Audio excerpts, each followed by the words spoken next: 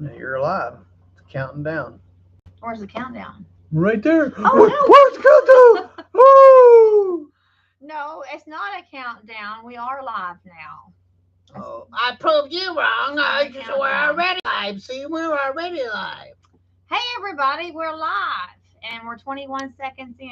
So, good afternoon to everybody. It's 1 o'clock. It's a rainy day, and Ruthie's running around with her head cut off and can't get outside. And APU keeps running, and anyway, we did not announce it in advance. We did. Yeah, because in the past times I've had to shut it down because the camera wouldn't come on. So I just no warnings. Here we are. So I know it'd take a while for y'all to come on there. Yeah, we don't have. We're all alone right now, but that's okay. We're all alone. We've been alone before many times. So you can adjust the lights while we don't have anybody. You can work. Stop telling me what to do. I'm not. I'm just saying. Yeah, I don't need. I'm just suggesting the lights. I don't need mama.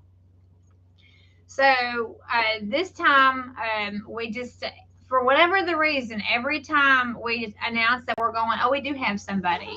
We have one person. You're repeating yourself.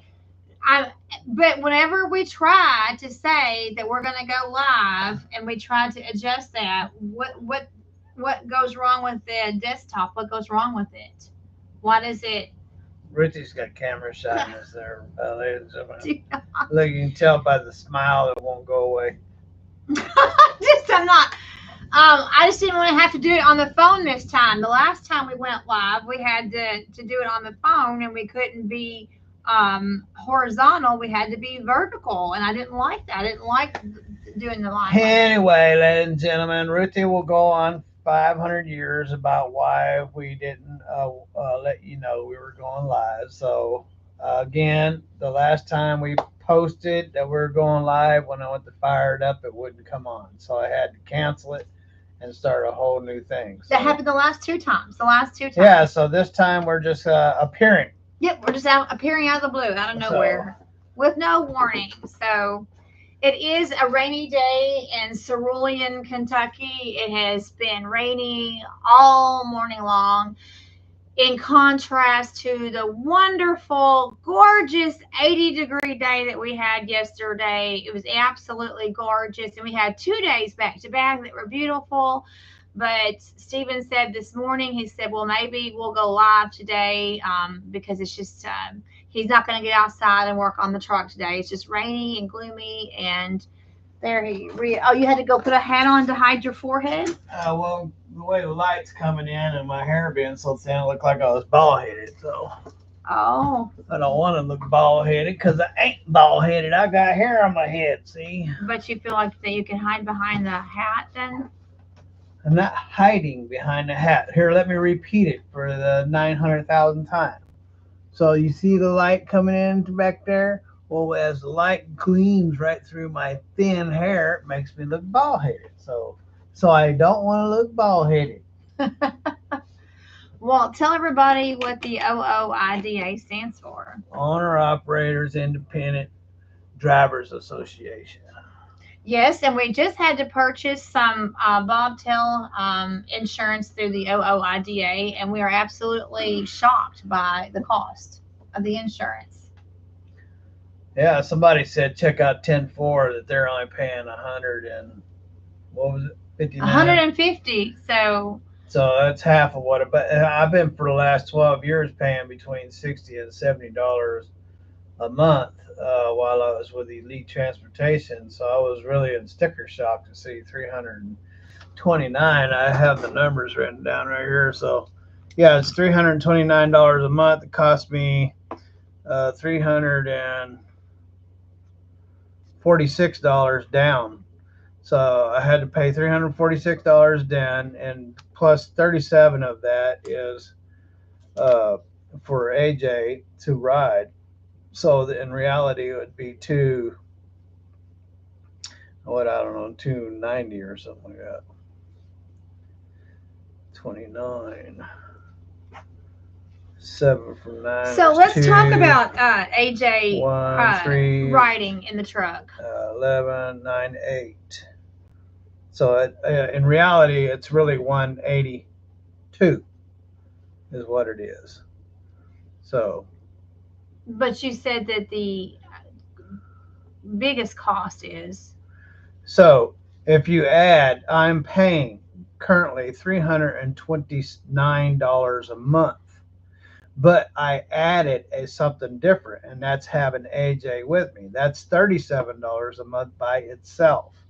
If you minus the $37 out of that, it would be $182 a month. I had been paying for the last 12 years between $60 and $70 a month. I know it's sometimes hard to get that to stick, but Well, let's talk about why you added AJ on the insurance. Since he's not with us, let's give us a talking point. Let's talk about why you included him on the insurance and what our plans are. Because AJ is going to go back on the road with me. That's why. In his 13 years of life, the best results we've ever got out of anybody was when he was with us or with me, so on the road. And so I'm sorry, He ladies. keeps playing with the light. The light just ain't right. So anyway, the best results we've had out of him when he was with me on the road, he got his best education. He learned how to write and do cursive, and started learning how to do math problems and doing it all legibly, where he wasn't able to do any of that until he was with me, and which was really sad. So, and we've had him in homeschooling places before, and they didn't get anywhere with him. The schools don't get anywhere with him. The only time, anytime in his lifetime he got any education at all is when he was with me. So it was very little, but it was some, and it stuck with him because he can still write in cursive. So he does get excited and start trying to write sloppy, but I get on him real quick about it. So I have to remind him that letters don't come with interpreters, and so so you have to make it where people can read it. But anyway, so he's going on the road as soon as we get him back. We're gonna have to. I have to put together a plan for the court, and go in there and show him what my plan is, and then he's going on the road with me. okay, so Stephen had to go ahead and add the insurance for AJ, even though we do not have AJ in our custody right now. Just in case you didn't understand the way I explained it, Ruthie's going to do it again for you. Okay, so those of you that follow us and know. Ruthie's a firm believer that you should repeat yourself at least 2 or 3 times in order to get your point across. But not everybody. We have new people to the channel. Well, I'm gonna get angry. I'm really gonna show off. We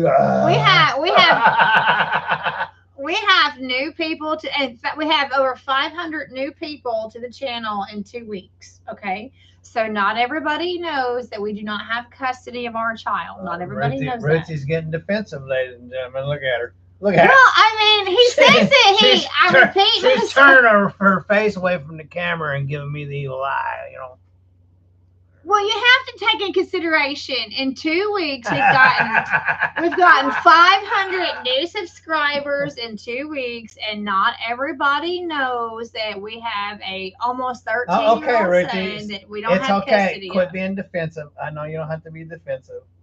You wanted to do live, and here we are. We're doing live. You talk to the folks and quit trying to bully me. I'm not trying to bully you. Yeah, I'm not. I saw you give me the evil eye. I'm not trying to bully you. She was giving me the evil eye there, ladies and gentlemen. So, we're talking about adding, In Accordance is here. Our first person to say hello. Hello, Mr. He's the one that has given us the super chat twice. Well, howdy. Not that we expect that. I don't know how you find us like that, but here we are. So, we don't expect that. I'm just saying for identification purposes to Stephen. You're the only only person that's ever given us a super chat. I think 3 times now. Actually, the one time he did a live, he gave us a super chat, and then on 2 of our videos, he's given us a super chat. So, and he's the only person that's ever done that for us. So, thank you very much. So we appreciate that, Mr. In Accordance, but not expected. I'm just saying thank you for the times in the past that you have done that. So for the 14 people that are watching us now, we don't know, except for In Accordance, we don't know who's watching us. And anyway, we were talking about somebody's watching me. We were talking about our insurance, the bobtail insurance that we were just purchasing through. Show them your hat. I'm not trying to point your eyes out. The OOIDA, owner operator. That's who I got my insurance through. Owner operator independent drivers association. Was you're a lifetime member of. So in fact, hey, it's costing me $182, and again, I had been paying between 60 and 70 for like 12 years. Bumbles is at it again. What are you doing? Don't touch a thing. Don't touch nothing. Don't stop, Ruthie. Do not touch anything. Don't touch anything. Do not touch anything. Ruthie will break things. We have a broken toilet in there because Ruthie goes in there. I'm great, babe. Flush, and twisted the handle right off. I've never seen anybody in my entire life. I've never seen a broken handle on a toilet. But Miss Great Babe here did it. I broke. That's why she has the name Bumbles. That's why we're Big Betty and Bumble. Because I bumble up everything. And I've always got plenty of work to do around here because while I'm on the road, Ruthie's over here bumbling around, breaking things. And I come home and I have this long to-do list. So we do have a toilet problem where it's not a toilet problem. It's a Bumbles problem. I guess I flushed the toilet too hard and I broke the handle. How you do that? It's not an air horn. I just flushed the toilet and the handle broke. The handle, all you have to do is lay your finger on it and we'll flush. So In Accordance says, here is our first conversation starting with Mr. In Accordance. How does the cab over ride and perform compared to the traditional semi? It was as smooth as can be. So since I've rebuilt the suspension on this thing, I haven't had a load on it, but it rides extremely nice, the one that I have now. And in driving it, other than being higher, because you're definitely higher in that thing, my arms got a workout from climbing in and out of it. And another thing is, if it's windy and you're climbing up, the door always shuts. And so you get a good workout climbing in and out of that thing. As far as it driving, it drove really nice. I liked how high you were in it. You could see everything from up there. You definitely get a better view. You can see out of it a whole lot better. Many times when I went to get over, I went to look over the hood, make sure nobody was there, and realized when I was looking, there was no hood there. But but you could see out of it a whole lot better, and it rode really nice. It needs things done to it, but I gave that list to Tim, and Tim says he's going to pull it off the road and fix those things. But other than that, that's a great truck. I mean, it's an ugly truck, but it's a great truck. So don't say that it's an ugly truck. I like the color. Mr. Gentry might hear you say it. Oh my gosh! I told him it was an ugly truck. You did not tell Tim to his face that that's an ugly truck. I said, Tim, that's an ugly truck. It's an ugly truck. I don't believe that. You really did that? Oh, I'm just telling lies. So now I'm a liar. You went up to Tim Gentry. I didn't just walk up to him and say, "Hey, buddy, let me tell you something. That's an ugly truck." No, I didn't go and assault the guy. I just told him I thought that personally it was an ugly truck. And what did he say? He didn't say much. I told him it was a good truck, though. I said it's a great truck. It's a good truck, but it's an ugly truck. Well, what's ugly about it? That it's a cab over and it's like a cubicle, so you can take a dice Here's a cab over. That's a cab over. That looks just like a cab over. There's no shape. It's just a square box. There you go. That's what you get when you drive a cab over a square box. But you did say you could see better out of it. Okay, Ruthie. I know we're going to have to go through this 50 times. But he asked about the truck, and I told him about the truck, okay? The truck is a great truck. It's a smooth driving truck. You can see out of it better. Okay, I said all that. As far as it looks to me, I think it's an ugly truck. Okay. I'll have to repeat that 10 more times, I guarantee you. We have this thing between us. It's called communication problems. This is what happens when you marry somebody that's 20 years younger than you are. So they just, you got to repeat yourself 20 times before it finally sinks in. There's a book called by the author. His name is John Gray, and he wrote a book called Men Are From Mars, Women Are From Venus. And so it's a very famous book called Men Are From Mars, Women Are From Venus, and it's about the communication problems in marriage. And well, we've been married almost 21 years. And we've stayed married for almost 21 years, but we do have some we do that because I'm an over-the-road truck driver. Because we've had some major communication problems for sure. I'm busy right now. Talk to you later. Well, okay, prior to you driving Tim Gentry's cab over, was that the first time since the 1980s or 1990s? I can't remember the last cab over I drove. I don't remember the last one I drove. I don't drive them very often, so I've driven a few, but not very often. And the ones that I did drive, it was in no comparison. This truck here was just as smooth as could be. All the cab overs I ever drove would, by the time you got to where you're going, your kidneys were ready to pop because you're just constantly bucking back and forth, and it's really rough, and it's rough on your kidneys. But this truck did not drive like that, ladies and gentlemen. It drove real smooth. It's just as smooth as that Classic as I got. So it's pretty smooth. That's good. So when Stephen goes out the next time. It took 10, 15 minutes to answer your question, but we finally got an answer. When Stephen goes out this next time for Tim Gentry, it will be, you have had your truck since November the 1st. You have had your truck since November the 1st. It will be, and it hasn't made a penny yet. It's spent a lot of pennies. It has spent a lot of pennies. It ain't made a penny. It will be the first time it has had a load on it since you have owned it when you go out. Oh, before I forget, those of you that are history buffs, and we've got 15 people watching us right now, and I don't know. What are we going to do? And I don't, besides In Accordance, he's the only one making comments. So I don't know who else is out there. But if you are because we don't, unless you make a comment, we don't know who's watching. You could be watching incognito. Well, that's the 4th time she said that. So. Stop!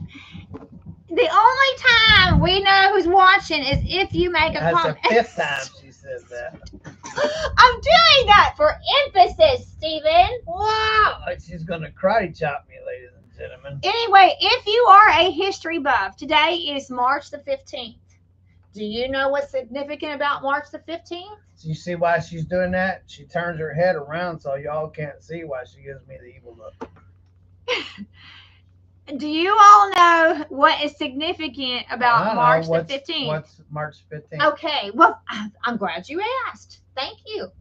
Okay, the 15th of any month is called the IDES. It's called the IDES. Oh, good. Mr. Rankin is now talking to us. Hello, Stephen and Ruth. How you like Gentry so far? Well, okay. Answer that question, and then I'll talk about the IDES. He wants to know, Chad Rankin. Is that like the IDES in Idaho? No. Hello, Stephen and Ruth. So far, it's been gravy. So thank you for asking. Okay. So back to the IDES. The IDES, the It's IDES. kind of weird working for a celebrity, but it's cool. Yeah, that's kind of fun, isn't it? Then I have to be reminded I'm also a celebrity. So Because you're a big belly celebrity. yeah, so but I just go look in the mirror and go, hey, it's just like talking to you. So, All right, so here's our history lesson, people. and I never considered myself a celebrity, ladies and gentlemen, but I was just minding my own business one day, yeah, getting my driver's license renewed, and this guy, this big tall guy, pops up. You ever see the picture? I look like a midget. I'm a midget anyway. So anyway, this guy pops up in there. Hey, big belly, can I get a picture of you? And the girls are going, are you a celebrity? I was like, I didn't think I was. So, Yeah, that was pretty funny. I mean, you were just getting a renewal, and that was pretty funny. All of a sudden, you were like being called out for being big belly. yeah, it was kind of surprising, and we get called out once in a while. It's kind of a shocker because you everything you do on YouTube is personal. It's just between you and the camera, but people just appear and they know who you are and they're talking about you, and it's kind of weird. You know, it really is. But we hope that it's good talk. We hope it's good things. We don't want to have people. I mean, although it happens, I mean, people don't like. We do have people that don't like us. That's going to I had happen. somebody That's getting going to after me happen. about my Cadillac today on one of the comments, but so all I got to say about that is all my vehicles are old. I've never been able to afford new stuff, and really I don't want new stuff. Uh, I like stuff that I can work on. The Cadillac was given to me. It was free. It the car is 20 something years old, and 25. it still runs good. It still looks new. It's just I mean uh, so if I have to pull the motor out and put all new gaskets on it and put, the stuff that you would normally change, like water pump and, the AC and the alternator, just stuff like that. And plus it has air ride, so you change that compressor. You just change the little simple stuff, man. So let's say I sink $2,000 or $3,000 in it, and it lasts another 20 years. Oh well, so I'm an effort because I'm driving some old truck. Well, I mean, you can have your opinion, or an old Cadillac, you can have your opinion and I can have mine. But I know one thing: when that thing's going down the interstate, it's getting 50 miles a gallon. I seen it with on two eyes, and I not only once, not only twice, but every time I drive it on the interstate, it gets 50 miles a gallon. Yep, so it's definitely worth having. Yeah. So Mr. Rankin says, I want my wife to come to Tim's so that we can team drive for Tim. Who's that? Chad Rankin. I want my wife to come to drive to Tim's so that we can team drive for Tim. Yeah. Well, they have, online. You can go and fill out an application. Uh, uh, you know, do a lot of West Coast stuff. A lot of stuff going out West Coast. That's what I love about it. It's because I'm a West Coast kind of man. I've been running since West Coast and back out here since I was a teenager, since the 70s. But that's really cool that your wife drives. You want to? Can I be a team driver with you? You know, Ruthie, you know what she does when she backs up, she closes her eyes and puts it in gear, or just backs up until she hits something. So, No, I do not. yeah, you do. I. She don't know how to use mirrors. She's totally confused when it comes. She won't. She won't. She won't. You can sit there and coach her and tell her these are how the mirrors work. Blah blah blah blah, and she'll put it in reverse and just back right up until she bumps into something. Well, Mr. Rankin, that's really cool that your wife could be a team driver. I'm assuming by you making that statement, I'm assuming that she has her CDL. I'm assuming that you said that your kids are grown up and you want all of our kids are grown up and I want to go, go, go. We, as you know, we have not only do we have the 150, but we have the 350. Now I can drive the 150, But the 350, I feel like I'm driving the Titanic. I feel like I'm She sailing the can drive the Titanic. 352. I just need to put on some radius bushings, and I got to put on some radius bushings, and I done the inners, but I need to do the outer tie rod ends.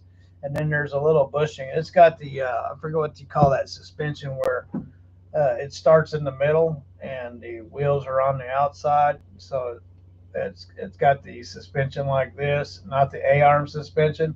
Well, it needs that center bushing replaced. It needs the radius bushings replaced. It needs some work left on the steering suspension, and then I mean it'll drive real nice. But not right for now me. when you're driving it, it's like. But not for me. I feel like that's a huge boat. The 350 compared to the 150. It is a huge truck. I mean, compared to the 150, but you get used to it. When I met you, you was driving this Oldsmobile 44. I mean, it's a huge car. That car was bigger than the freaking 350. So, okay, Mr. Chad says his wife does has a CDL. In accordance says, close your eyes and wait for the crunch sound, right? That's what she does. That's why she drive. When I get her stuff to drive, it's big and it got big bumpers on it because she does. Keep on trucking, outlaw life is here. It was dark, and you know what she did? She drove off and got it stuck in the mud. So. In accordance says same as a 91 Ranger. A Ranger is a pickup truck, right? So Ranger wasn't. It's an F-150, but it was between. It came out before they actually put the F-150 on there. Oh, Keep On Trucking is telling everybody. Thank you. He's telling everybody, keep on, hit that thumbs up button for the Big Billy family. Helps the channel. So he's telling everybody we have 18. Look, we have 18 people watching, but there's only 8 thumbs up. Does that mean 10 of you don't like our content? The 10 of you that are now, there's 20 of us. So we got 9 thumbs up. So let's try to go 20 for 20. If we've got 20 people watching, let's try to get 20 thumbs up. Oh, what's going on with my APU? So I have a battery charger that I keep on there, so it keeps the APU from coming on. But last day or so. Oh, Doc is here. The last day or so, it keeps coming on, and I go out there, and the voltage is at 12.7. So I don't. So Doc I don't like it running because it burns up fuel, and my neighbors complain about it. Marvin Asher from London, Kentucky is here. Have a blessed weekend watching from London, Kentucky. Justin Burgers wants to know, when will AJ be coming home? And we were talking about that when we first went on. Stephen was talking about getting insurance for AJ in the truck. When we first came on 27 minutes ago, that's the first thing that we were talking about was insurance for AJ in the truck. And we don't know when AJ is coming home. But Stephen, I have a court date on the 22nd. April the 22nd, we have a court date. And I have to go in there with a plan, ladies and gentlemen. So I need to get his schooling set up. I got his truck insurance for him to be with me. I need to get his schooling set up. You know, homeschooling online. I need to get it set up. And see.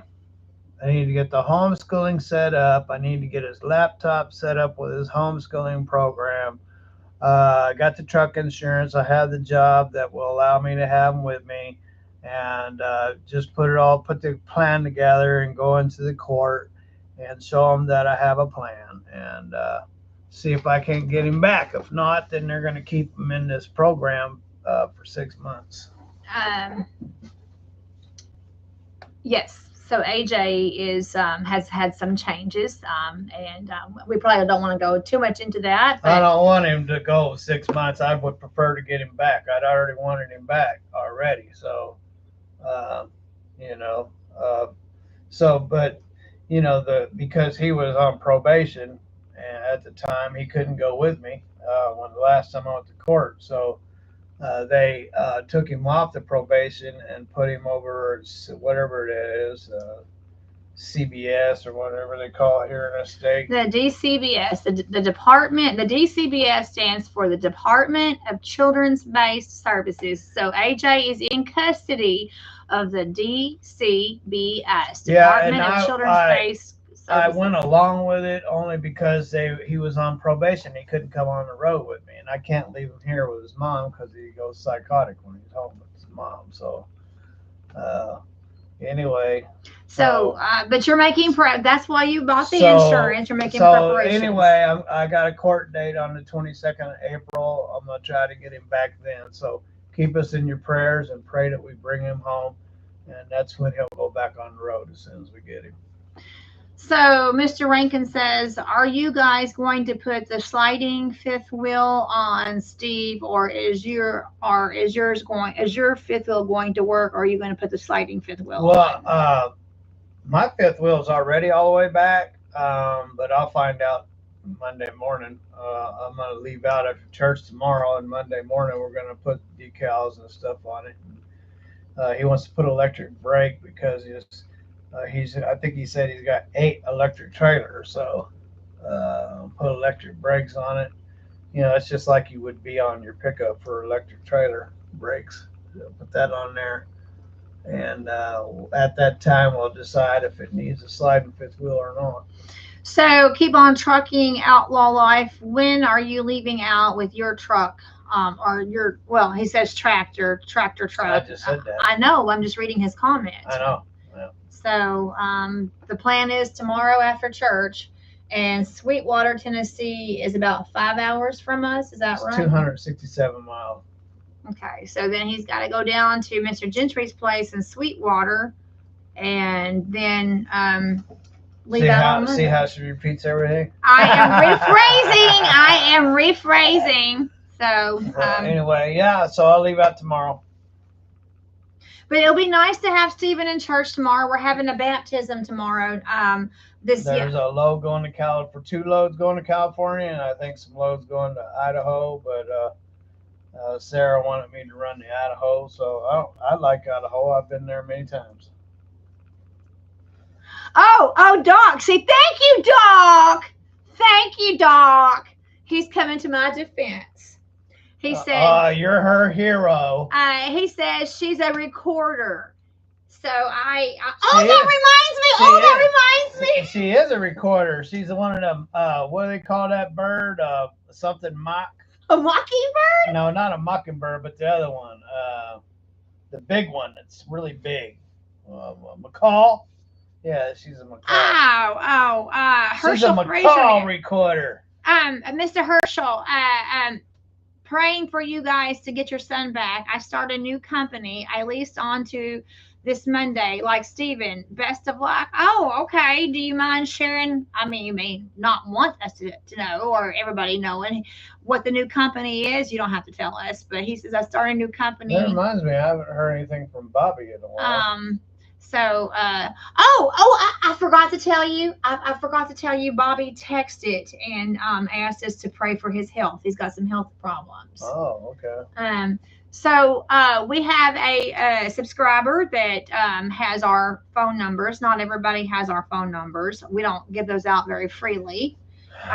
We don't give our numbers out very freely because then you would never be able to get anything done. So my phone rings all day long anyway. All these freaking we'll loan you $1 million if you'll pay us back $2 million. But in 24 hours. One of our subscribers, we've talked. We have a few people that we talked to on the phone that watch our channel. And anyway, he texted and he was having some health concerns, and he did ask for our prayers. Oh, okay. So I'll have to talk to you about that later. I'm happy for you, driver. Hopefully you're going to video the trip. That's Keep On Trucking Outlaw Life wants you to video the trip. Well, it'll be a little different with my truck because I got all my stuff, my gear in there. So I'll be able to use microphones and so on and so on, where Tim's truck, I wasn't set up. So I just grabbed a handful of stuff and jumped in this truck and headed on out. So I couldn't make my own coffee, couldn't cook or nothing. So. Or didn't have any camera equipment either. Herschel Fraser says he's going to the company called Evans, doing railroad containers. So I guess that's a special. I did that. He's going to lease onto Evans for doing railroad containers. I did that many moons ago, running running containers, I would go to the rail yard and pick up empties and take them out to the wineries. This is when I was in California, and take them to the wineries and drop them off and disperse them out, get two, three, four of them, and then about lunchtime go in and start picking them all back up and bringing them back into the rail yard. I did that. So And what time frame did you do that? back in the 90s. Back in the 90s. Yep. I was just a little girl growing up in the 90s. No. I was in 1990. I was 12. That's when Desiree and I were together. Oh, okay. Okay. Desiree is William's mom. Oh, this is funny. Keep on trucking. Gonna need your number. LOL. Gonna need your phone number. Remember, we were just talking about we don't advertise. Well, we're certainly not gonna put our phone number in a live and call it out in a live, because then we'll have 1,001 phone calls. But apparently Tim Gentry gets a lot of phone calls. Well, if you go to our channel and our about, there's a email you can contact us by. So. Yes, if you go and did we change that email out? I think we changed it. Yeah, we changed it to something that doesn't get into my main email. But do you still check that email? Yeah, well, of course. You do. What? Yes, I do. It's called StephenHoward1@gmail.com. So. Okay, can I give him the rear view mirror one? No, you cannot give the rear view mirror. We took that one off. Remember? Oh. Well, so once again, tell them the email that you want them to email you at. I just did. But say it again. StephenHoward1@gmail.com. And he checks it. I don't. So anyway, let's see. I hope it works out for you guys at Tim's after the way you got the runaround from all the other places that you were supposed to. You deserve it for your hard work. Oh, that's so funny, Mr. Rankin, because you will not believe what we got in the mail yesterday. Don't count on that. You shaking the camera? Oh, yeah. So we got an IFTA sticker in the mail yesterday from Bridgeway, which was the Jones brothers. Yeah, that's how disorganized they are. They sent us a New York IFTA sticker. Isn't that funny? And I got a phone call the other day from Mace Duran wanting me to be in a meeting with all the other drivers. So that's the problem with being with them big outfits, man. They don't know if you're coming and going. You're just another number. So Stephen had sent them. Since cleaning up my criminal record, I can get on with the big companies now. In fact, I just got a court order to show up for jury duty the other day. But now I can get on with these big outfits. I really don't want to be on with the big outfits as soon as I start seeing how they act. And, you're just another number, It's a gimme. Okay, now they got what they want. Now, nothing but silence. So. That is so funny. Stephen returned their equipment. He sent everything back, and then yesterday we got a New York IFTA sticker from Bridgeway. It wasn't a New York IFTA sticker. It's a state. It's kind of like an IFTA sticker, but it's no. It was IFTA. I'll get it. It was IFTA. It doesn't say IFTA. It was IFTA. Yeah. Okay. Well, New York sticker. You know how you have to have the New York sticker to get in New York. So. Don't be bringing it in here and showing the numbers. You don't want me to show it? I don't want you showing numbers. Oh, well, okay. It has numbers on it. Okay, well, it was a New York IFTA sticker, and I thought, well, that's crazy. I mean, we don't even work with them anymore. And then you're getting like people, Ace Duran still thinks that you're an employee.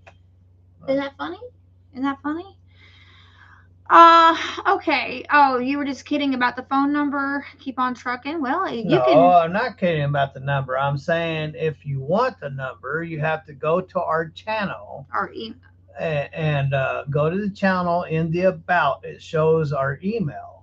And in that email, if you want a request of the phone number, from that point, we'll give it to you. So. Right. But we're not just going to blast our phone number to the world. So. But I think Tim Gentry has that problem. I think he gets a lot of phone calls. Yeah, Tim showed me he got two phones, and I was like, well, Trump said this one guy was shooting at him had 17 phones, and he don't even have 17 phones. So. Yeah, even Trump doesn't have 17 phones. I think Trump was jealous because he had 17 phones. I didn't get to finish telling you all because all these other things keep coming up. But today is the You hear that, ladies and gentlemen? She's calling y'all things. no, the conversations. I wasn't calling the people things. I was talking about the conversations. Okay, so today is the Ides of March. Now, the 15th of any month Here we is. go. I get to go take a bathroom break. Let's tell you that. Well, that's rude. Go ahead. Fine. That's fine. I'll steal the show then. Fine. I'll steal the show while you are in there taking care of your business. He always cuts me off anyway. So today is the March the 15th. If you are a history buff, then you know that the IDES, IDES, it's just a generic term for the 15th of any month. But how many of you all are aware of this very famous expression? Beware the Ides of March. Can I be a little bit more dramatic than that? Beware the Ides of March. Now, let me see in the comments. Let me keep I have 36 people watching. So tell me in the comments if you know where beware the Ides of March come from. And it's basically saying beware of March 15th. So I want to see in the comments if people know about that, because it's a very important day in history. It's not just literature. Okay, there's your hint. It's recorded in literature, but in that literature, it's very famous in history. Okay, let's see, Doc. I'm hoping to be down your way in April, depending on how my back works out. Well, you just keep us posted and let us know. April is just a month away. So this is the Ides of March, March 15th. So come on in the comments. Somebody tell me in the comments what the 15th of March is all about and why it's important. Now, we know that Monday is St. Patrick's Day. No. All right, everything came out all right. Thanks for asking. Stop. Doc says, I can't even get it. Quit. I can't You're even pushing get it. me I over. can't get into the picture. I took it all over. I took the screen over. So Doc says he's going to be down this way in April, Stephen. So we'll have to. Yeah, I got 2 court dates in April, so. So Mr. Not Rankin, for me personally, but for AJ. So. Mr. Rankin, Ruthie, what are you talking about? Do it one more time. They must like my dramatic interpretation. Okay, hold on. Doc, there was a band named that years back. There was a band called the Ides of March. Hi, Sean Fairman. Sean Fairman is here checking in from Hopkinsville. Sean Fairman is in Hopkinsville. My goodness. I hope she blew up y'all's ears like she does mine, lady. But I have a permanent ear damage from being married to Ruthie. So Mr. Fairman, I graduated from Hopkinsville High School in 1996. I grew up in Hopkinsville. We are 1 county away. We are in Trigg County. Trigg County is right next to Christian County, which is an amazing name of a county. Christian, not Buddhist County, but Christian County, not Hindu County, but Christian County, Kentucky. That's where Hopkinsville is at. And it will say Christian on your driver's license, and it will say Christian on your driver's on your plate. So that's an amazing county. Anyway, that's where Hopkinsville's at. That's where I grew up at, and that's where Sean Fairman is, somewhere in Hopkinsville. I gave my life to the Lord in Christian County. Okay, I need to go back to Chad Rankin. He wants me to do it one more time. We've got 30 people watching. Okay, so for the 30 people, and by the way, there's only 14 thumbs up. So we need to be more than that. If there's 30 people watching, we got 14 thumbs up. People will give you thumbs up. Okay, I'm hitchhiking here. Okay, give me. Oh, good, we got a 15th one. I'm hitchhiking. Okay, so Mr. Rankin wants me to do it again. Okay, so for those of you that missed it, today is just March. Push rewind, please. This is from Mr. Rankin. Okay, today is March 15th. Okay, so here we go for March 15th. Are y'all ready? Are y'all ready? Here we go. Beware the eyes of March. Beware the eyes of March. March. Beware the eyes of March. All right, who can tell me what that's from? What in the world was that? I'm just saying, beware. I thought maybe you're constipated or something. Man, oh my goodness. I don't know her, ladies and gentlemen. She just wandered in off the street. Okay, Mr. Rankin says you better straighten Ruthie out. She was acting up while you were gone. Man, I tell you, I don't know who. She came in off the street. I don't know where my wife is. Hopefully she doesn't kill me before she takes off. Keep on trucking. Monday is your birthday. St. Patrick. Okay, you know what? So because I won't have the opportunity to do it on Monday, we're gonna sing happy birthday to Keep On Trucking. No, yes, we are. I am. Okay, go ahead. I am. Okay. And anybody that's watching can do that. So this is for Keep On Trucking Outlaw Life. Monday is my birthday, which is St. Patrick's Day. Okay. So I am going to serenade Keep On Trucking Outlaw Life for your birthday. Okay, here we go. There we go. All right. There you go. Okay. And his birthday is on St. Patrick's Day. All right. You ready? You know, if you're at home and you're in the comments and you're at home, you sing along too, okay? You sing along too. Happy birthday to you. Happy birthday to you. Happy birthday. Oh my gosh. What in the world? I gotta go home.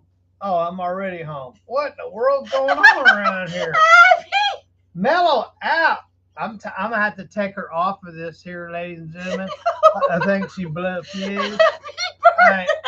Oh man, you got to settle down. Happy birthday to you. Okay. Wow. All right. Oh, we missed one. Justin. No more birthdays. Okay. So anyways, Doc says that March 15th is Buzzards Day. Well, I did not know that. Buzzards Day. But that's not what I was referring to about March 15th. That's not what I was referring to. Xavier, is that Francis Xavier here? There's a Xavier that says Screecher. I only know of a man that watches sometimes called Francis Xavier. I'm not sure if that's the same one. He has a Planet Earth TV channel. In accordance says my ears are bleeding. Chad Rankin says, literally, you're something else. You got me laughing. My stomach is hurting so hard. Literally, I had perfect hearing. So when I first met Ruthie, her and her dad, I'd go to church with them. They would it was time to sing, and they would. Her dad was really loud, and he would sing really loud. Ruthie would sing louder. He would sing louder, and literally, I mean, the place would just vibrate. There was so much loudness. So, needless to say, I have a permanent ringing in my ears now, and it won't ever go away. It just always. I had to go to the doctor, and they said there's nothing we can do for you. I'm like, well. I'm sorry. Ruthie gets really loud. She really does have the name Bumbles. Bumbles. She destroyed the toilet the other day. Oh yeah, if you missed that part of the conversation, when we were she's literally taken the door handle on the car if it don't open and rip it right off of the car. She grape apes it. I didn't rip a door off the car. You door handle. You broke. The door. Yeah, and she's done it to the door on the house too. She's pulled the door handle right. The back door. I had to buy a whole new back door because if she pushes the button, it don't come open. It's gonna come open. Yes, so we have a issue with our toilet handle, so that somehow got broke. So Ohio Voodoo says, "Where did that come from?" LOL. And so happy belated birthday to Justin Burgers from March 11th, which was just a few days ago. No more of that birthday song. Y'all need to stop that. Happy birthday to Justin. I'm gonna leave if y'all have another birthday song. Okay. Mr. Rankin says that I could be on American Idol. He said, I could be on American Idol. She could be in the back room of American Idol and do the audition. In accordance says that you two are funny. You need a reality TV show. We got it right here. Yeah, whenever we do a live, I guess it's a reality. It's called Big Belly Bubbles. And you're the big belly, and y'all missed it. I'm 5'8" and weigh 245 pounds and got kidney disease, and so that's where the name Big Belly comes from. Even though I'm only 173 now, but that's because I learned how to eat. So Doc says, "Do I get hostile?" He says, "Do I get hostile?" With that thing right there. I guarantee you, when somebody gets to lifting their voice and it's already an ear-piercing voice, and they start lifting the volume up, you'll go running. You're not hanging around. Well, because if you do hang around, you end up like me with permanent hearing damage. So, well, one thing is for sure, I have never needed a microphone in my entire life. I will be 47. I got her some of those, hearing magnifiers, or like hearing aids, because I tried to tell her, I said, if you just wear some hearing aids, you wouldn't be all doing all that yelling and hollering and screaming and blowing everybody's ears out. So I put them in, and you couldn't hear no more. Because they weren't true hearing aids. They were magnifiers. They were not true hearing aids. They were magnifiers. But the point is if you could hear what you're doing, you won't be yelling so much. Mr. Chad says, "You better watch, Steve. You told us Ruthie's strength breaking stuff. You keep it up. She will flip you backwards off that chair." Yeah, it wouldn't take much. Again, I'm a little guy. I'm only 170 pounds. So. I've never needed a microphone. When I was in 7th grade is when I first started public speaking. 7th, 8th grade, that was middle school. I was in speech competitions, and then all throughout high school and some in college, I did speech and debate, and that's where I really learned how to project my voice. Like my voice would just project. I would have she had to learn how to do that. I would project my voice. I don't think that was a learning process. So I've never been able to have a library whisper, like a library whisper. I have a hard time with whispering. And so when I'm just speaking, Stephen or AJ will say, stop yelling, but I'm not yelling. I'm just speaking. I'm not yelling. And so if y'all have a set of hearing aids that you want to get rid of, because Ruthie says I'm not wearing those magnifiers. They're not true hearing aids. You got a set, send them on over here. We'll plant them in Ruthie's ears, and maybe won't get our ears blown out. But anymore. I do enjoy singing in church. I just I've actually been kicked out of 2 churches. Yeah. So I've been kicked out of 2 churches. In church, and we were sitting in the back, and this old lady was kind of like nodding off, and Ruthie says, "Amen," and the lady nearly had a heart attack. Oh! And they asked us to never come back again. don't you ever come back in here again. Yeah, that's real Christian-like, isn't it? So I was amening the pastor. The pastor was preaching, and I was saying, amen, preach it, hallelujah, praise Jesus. And so to sum it all up, Ricky's very loud. I'm loud. Oh, I never finished telling y'all what March 15th was. Somebody says it was buzzard dates. Okay. March the 15th is from Julius Caesar, the play Julius Caesar. Now there's 27 people watching. How many of you, the 27 people that are watching, how many of you ever read the play Julius Caesar, where he was killed on March the 15th? Other than Doc, nobody on there read Julius Caesar. Well, now Doc just said it was Buzzards Day. He didn't say anything about reading Julius Caesar. Oh, he said, heck no. Doc just said he's never read Julius Caesar. Oh, well, I figured no. Doc might. So remember, so there was a conspiracy. None of us, Chad Rankin says, none of us. I haven't either. So there was a conspiracy. I read the Hot Rod magazine. That's what I read. To kill Julius Caesar, and it was a plot against him. And even his best friend, Brutus, another famous line from the play Julius Caesar is, Et tu, Brute? Let me say that again. Let me get in character. Something about somebody's booty. No. Ladies and gentlemen, we ain't talking like that around here. No. You don't be putting your booty, ecte booty, whatever you want on our channel. Now, you need to stop that. I ain't going to ecte your booty. And ain't nobody else want to hear about ecting your booty. Now, you stop that. It was...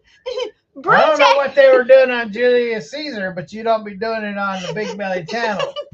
No ecta booty around here. That's what she said. Ecta my booty. And then no ecta my booty. Oh, where you got that from, Julius Caesar? Oh, you must have been watching porn or something. No! Ow! That's not what I said. Golly. That's not what I said. Brute. Okay, Brutus. His name was Brutus. But, okay, the English translation is and you, Brutus.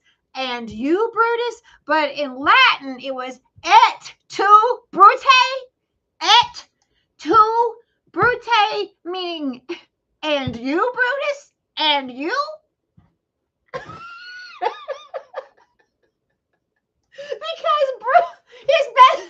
Because his best friend Brutus conspired to kill him. Can we not talk about Brutus and ecte booties anymore, please?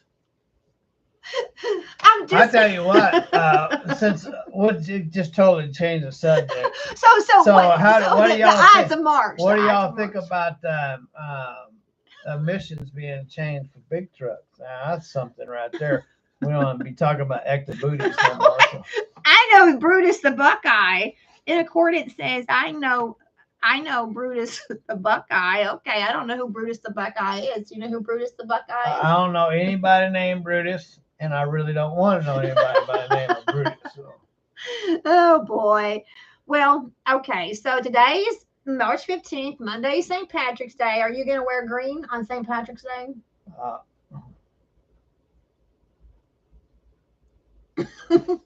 I mean, I'm just asking him. Are you going to wear your green so that you don't get pinched? I don't own anything that's green. Well, we'll have to find you something green. No, we won't either.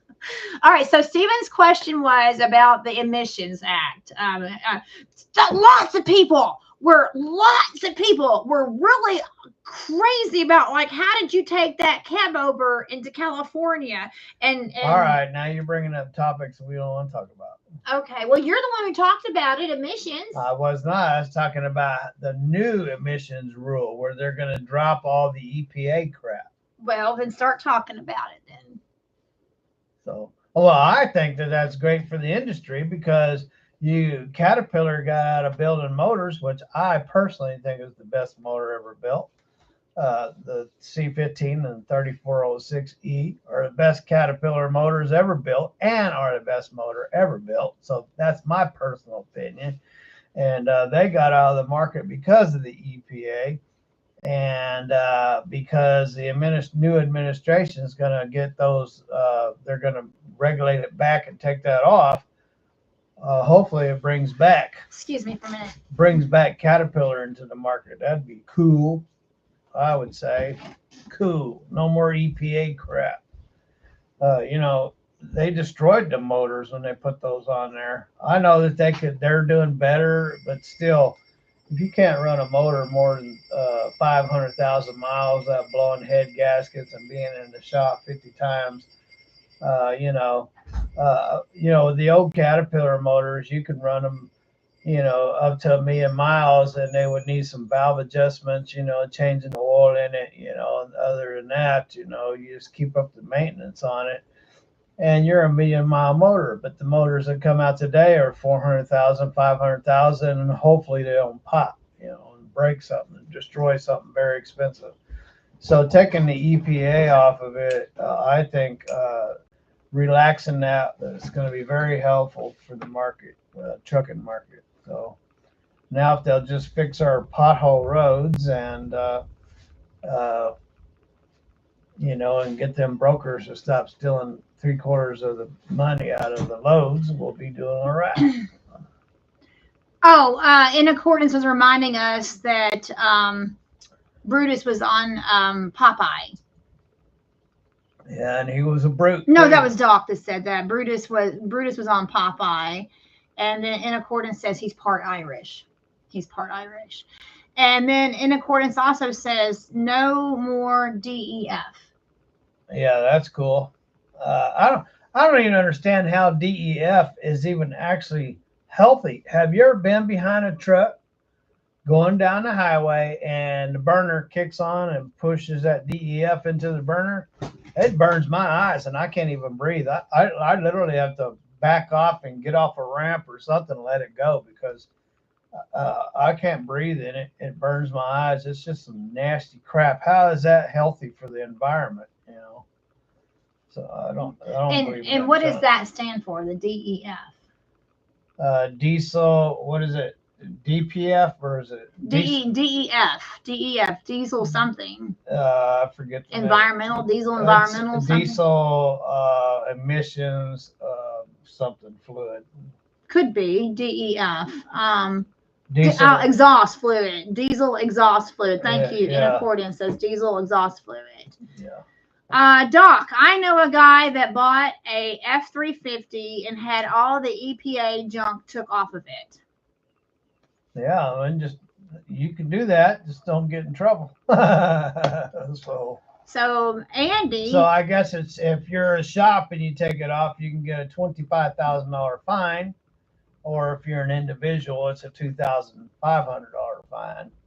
And for an individual, I would do that in a heartbeat. I'd take a newer truck and put an old motor in it and pay the $2,500 fine because it'd be worth it. But a $25,000 fine for a shop, that's pretty steep. So Andy says motor can't last when they make it eat its own crap. Yeah, well, it's backing it up, and that's the whole problem. You're backing up all the emissions, and so yeah, can't breathe. So let me tell you, the reason why I got up a minute ago, I was looking for. We have two wonderful black cats, and one of them is sleeping on the couch right now. That's what trees are for. They love carbon dioxide. Trees love carbon dioxide. Thank you. Yep. Trees are a lot like the inside of your lungs. They take all the stuff and clean the air. When your air goes in your lungs, you have all these little branches that grab the oxygen and clean it all up, send it throughout your body. When trees are like that on the earth, and the more carbon dioxide, the more the trees love it, and they take it in and disperse pure oxygen for us to breathe. So that's what trees are for. I know you can't see behind Stephen, but we have a couch behind Stephen, and on that couch, we have a beautiful, long, hairy black cat that is just sleeping away. I don't know if Ohio Voodoo is still with us. He was here. Oh, there. I don't know if you're still with us, Ohio Voodoo. I know you made comments earlier, but he loves our cats. Ohio Voodoo loves our cats, and he calls them the stars of the show. So October They're is sleeping. well, So one of them is. I can't find the other they one. come in, and what they do is they'll go outside and they'll get wet. When they come in, the first thing they do is want to wipe up against your leg and get your leg all covered in wet water, hairy cat hair. So I was trying.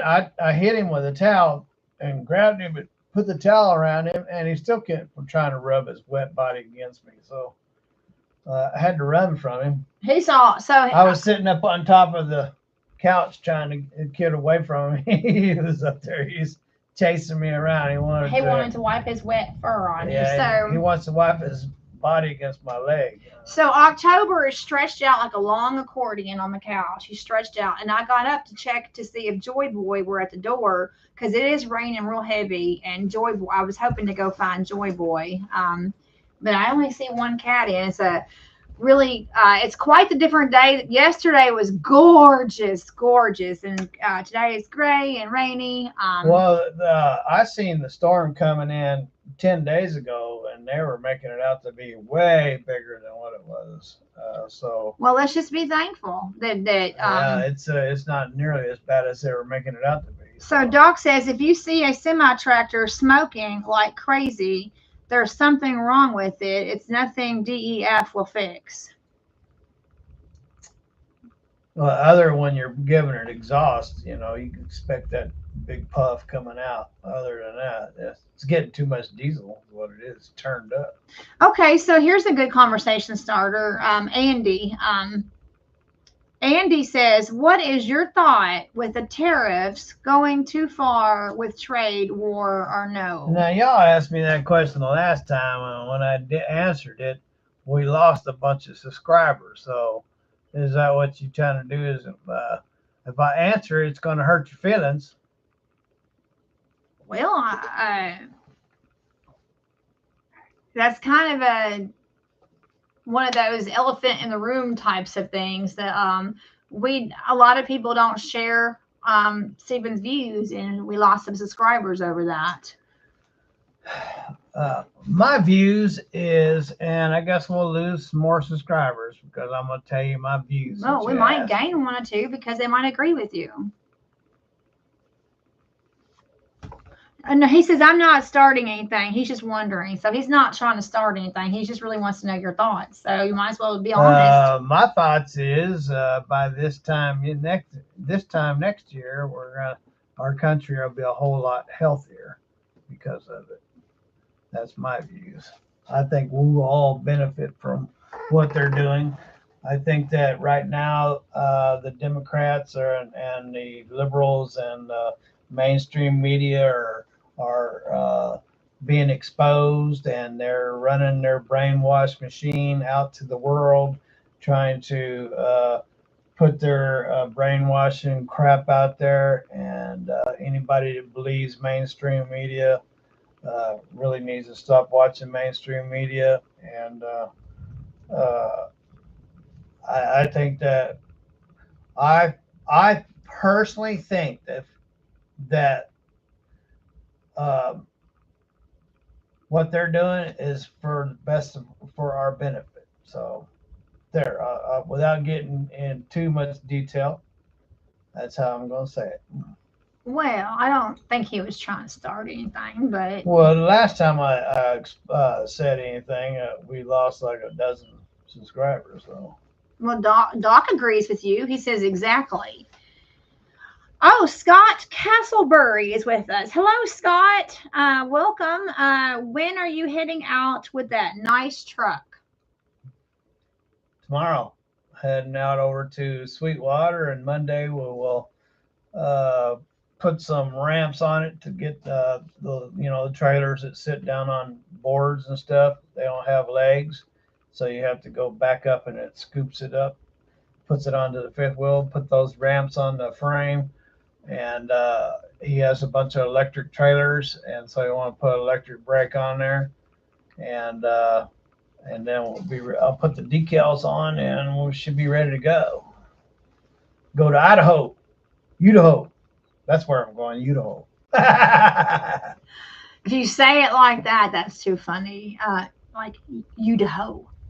You the hoe. I'm not the hoe. You the hoe. You the hoe. Oh, that reminds me. Somehow just saying that reminds me. There was a Texas governor that was very famous. Now, y'all fact check me, okay?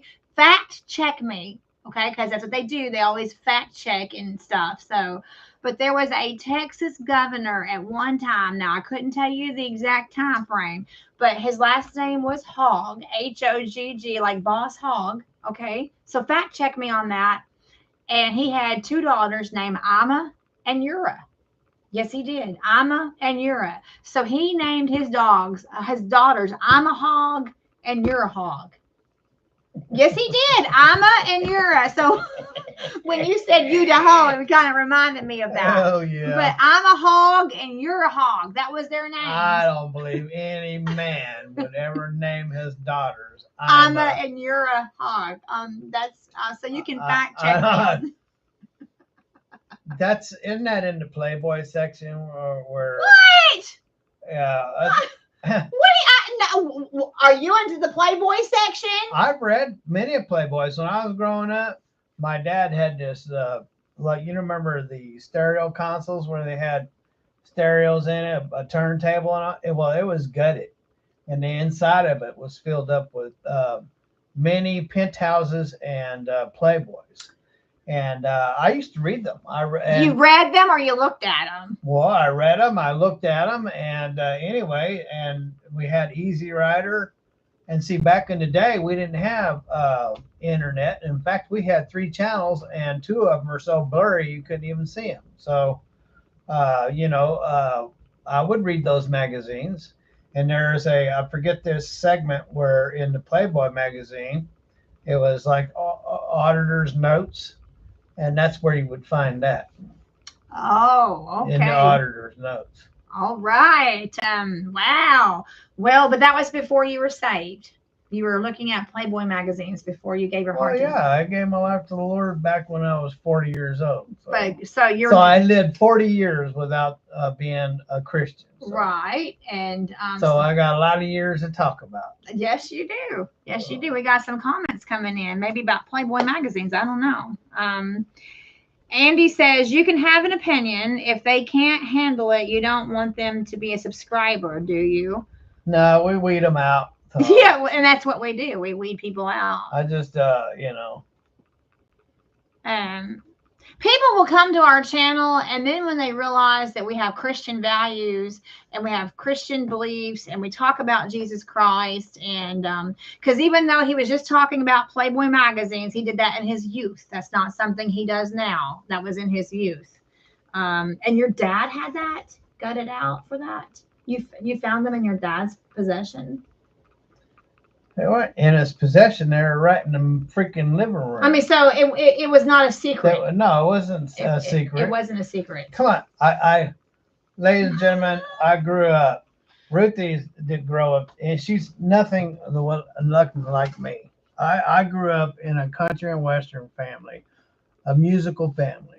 And I was exposed to drugs, alcohol, sex, rock and roll, you name it, all that stuff before I was even a teenager. So Ruthie is a shock. It was right in the roof. To me, it was just like eating Lucky Charms, it was an everyday thing. And your stepmother knew that they were there, and she approved of your dad having Playboy magazines right there, your stepmom? See what I mean? Well, what woman approves of her husband keeping Playboy magazines? You were just listening to it. So that's what woman. Okay. So Andy says other countries have putting tariffs on us for years, but that's okay, I guess. Ha ha. Well, but see, the thing about Trump is that he wants to make it reciprocal. If they're going to have a certain dollar of tariff, then we should have a certain dollar of tariff. Look at that. Look at that. Thank you, Doc. Doc fact checked. Doc fact checked. And yes, there was. And I'm a hog. Yes, there was. Hello, Doc. Thank you. Thank you. He We'll did. never hear the end of that. He did She'll fact check. try to rub my nose in it every time I turn around. So Doc says I'm a Hog was born in 1882 and died in 1975. I'm a Hog, and I think she had a sister named Ura. Amma and Ura. What's your name, Amma? I'm a Hog. And ladies and gentlemen, that's why you have the legal right to change your name. That's right. Can you imagine? What's your name? Ura. You're what? You're a Hog. I'm not a Hog. No, I'm a Hog is my sister. You're a Hog. It'd be like who's on first type of thing. So Scott Castleberry says, does your wife go with you on the road? No. Me going on the road is the reason why we've been married for 20 years. So. No, Mr. Castleberry. I before my son was born, I went with Stephen on the road. And I did one time. I went with you to Florida one time, and I just Richie's never ever not peed on a toilet. And when it was time to pee, she peed on her own pants. Stop! You don't. Because she didn't even know how to bend over to pee on the ground. I said, come on, man. I know women that can hike up a leg and pee on a tree. You didn't have to tell them I wet it on myself trying to pee in a squat. So anyway, it didn't work out for Ruthie. It was miserable. And besides, I have to leave home in order to get some rest, so. That's not very nice. Well, I wasn't trying to be nice. I was being factual. I was being talking about fact checks. So. Oh, fact check. I am not comfortable traveling without certain conveniences. I just I don't know how to rough it. And I guess if you all would say that I'm spoiled, I don't like that terminology. I mean, I don't want to say that I'm spoiled, but I don't know how to take care of bodily functions very well without the comfort of home. And I just I don't even like public bathrooms. Okay, let's just be a little bit more specific. I don't like public bathrooms. Disgusting. So Andy says, problem with deregulation of EPA in 4 years, it can be reversed with new administration. Yeah, that's correct. And so they're going to have to get it written down over in the House while they can and get it over to the Senate and get it passed is what they need to. So it won't be so easy to change it back in 4 years. Besides, we're going to get 4 more years. You can't. No, we can't. Yes, they can, because there's no such law where he can't run a third time. Hey, yes, there is. No, there isn't. You can only be president 2 times. It's not a law. Look it up. Fact check it. Fact check it, Mr. Doc. Fact check it. You cannot be president more than 8 years. Okay, you go ahead. We're going to get him for 4 more. In fact, we're just going to keep him until he dies. And that's not a hint to get him dead anytime soon. Just we're going to keep him for a decade or so. Well, then we'd have to rewrite the laws. That's fine. That's what laws are for, is rewriting. So Scott says they make trucks with bathroom and shower in them. They are called a super sleeper. All my trucks have had portable showers in them. I always clean up in my truck. One of the reasons why I did not like taking somebody else's truck is that I always have I used to have, in fact, my portable shower is out in the garage, but I don't take my portable shower with me anymore. What I do is I have a tub and I have a 5-gallon thing in there, and I have plenty of water.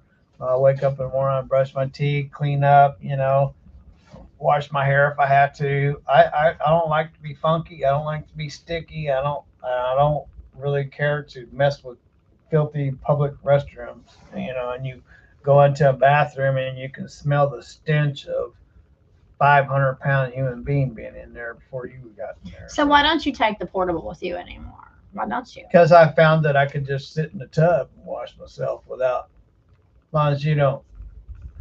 See, I used the shower curtain before and the pump, but I've learned that I really don't have to do that because as long as you have a tub big enough, you can contain the water.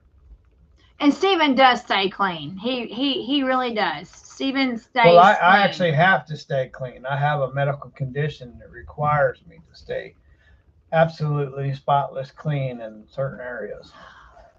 And I know that sometimes you do wear some of the same shirts, but you always have on fresh underwear. Well, so wearing a shirt is nothing when you're sitting there driving. I mean, I change my underwear. Yes, he changes his. Stephen changes his underwear every day, just in case you for inquiring minds. He stays clean. I have to. There are certain areas where medically I have to stay spotless clean. So.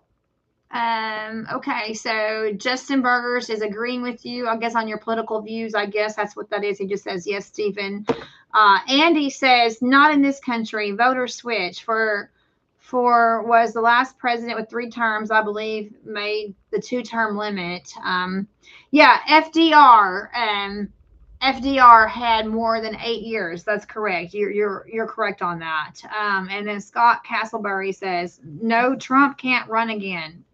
He can't run again. If they can put the vice president that nobody even put up as illegally running for president to run for president, then what makes you think that they can't put Trump up to run for president? Well, there'd probably be a riot, probably. Well, as long as they keep cutting their money, it make it a little bit harder by the time that comes around. I would say that this is the most divisive I've ever seen in this country, and that's really something. This country is so divided, so divided. In fact, I know she's not watching this video, so I'll just say it. I won't say her name, but I know she's not watching because she doesn't watch our YouTube videos. But I have a friend who is really just a walking buddy. I mean, we go walking. Just a walking buddy. Yeah. I thought we were so much more. Oh no. I will never. I have this I will never confide in you ever again. So, you crush my feelings. I'm just a walking buddy. So I have this lady that I walk with because we're both trying to lose weight and we're in a weight loss group together. I say friend in quotation marks, but she is an extreme liberal, and I'm very, very, very conservative. And so like we just can't talk religion and we can't talk politics. And I've always heard the expression, don't talk religion and don't talk politics with people. I've always heard that my whole life. Well, like she's a polar opposite of I am. I mean, just extremely polar opposite. So we have to agree on that. We can't talk about certain subjects. We can't talk presidents, we can't talk politics, we can't talk religion. It's so we just walk together. There's some more comments. Hey, while y'all are commenting and while we got this live before we put it to an end, well, there's more comments to answer. I got a question for y'all. Tell me what y'all liked about the videos that I put up while heading to Cali. Did you have anything that you were interested in, wanted to know about? So Justin Berger says, do you like Elon Musk?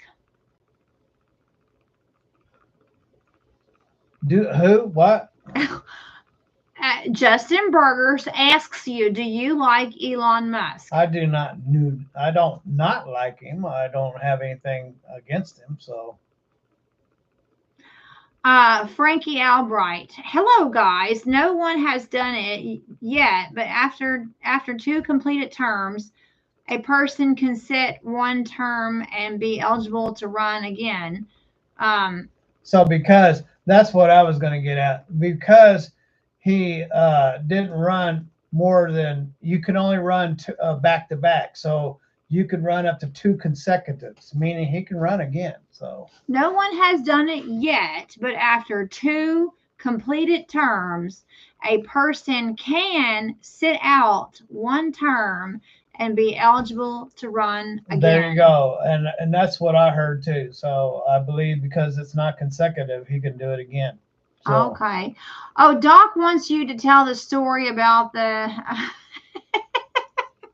I don't know. Doc wants you to rehash how you took me out. It wasn't in the truck. We weren't in the truck that time. That I had to go skinny dipping by the moonlight. Oh, so that's when Granny died, right? That was 2010. We were in the F-150. We took the 150 out to. I was driving truck. I had a 96 Pete, and I was pulling van back then. It was 20 years ago, and anyway, so my son's great grandmother had passed away, and they were having a funeral, and they were close to me, and so we drove out to the funeral. And I took an air mattress and put it in the 150. The 150 was fairly new 20 years ago. So, yeah, it's how old is it? It's a 2001, and we've had it since 2005. So it was fairly new back then. So anyway, we took it to California, and on the way back, we were kind of, wanting to take a shower, but we didn't want to get a motel room. Our money was tight, and so. Running across Nebraska, all about the water that's right next to the highway there, the river and everything. I said, well, I've jumped in those rivers quite a few times and scrubbed up. And so it was, the sun was going down and the moon was coming up. And I know of a spot, and you get off the ramp and you cross over the overpass and you go down behind the trees, and it comes back down, and there's a big sandy area, and you can walk down there and skinny dip. And so for the first time, Ruthie got to go skinny dip. And so I've never done that in my entire life. The moon was coming up and shining on her booty when she was getting out. So yeah, and you can see it from the highway. Oh, no.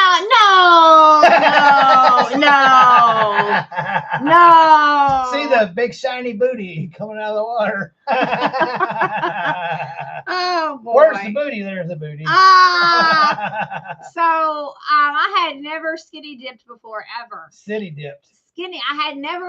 What is a city dip? No, I've never skinny dipped my entire life until 2010. So, anyway, I guess Doc. But we got cleaned up, and that night we slept in a rest area over with that rest area just as you get out of Iowa and go into Missouri right there. We slept there on the air mattress in the back of the F-150. Okay, so Scott Castleberry, what truck do you like driving better, Tim's or your truck? I haven't driven my truck yet, so I can't tell you. I can tell you driving Tim's truck, it was a good running truck, and it was smooth. On the way back, it was running. Of course, he didn't have an APU on it, so I had to idle to stay warm, but it was running 7.7 miles a gallon on the way back. So with idling.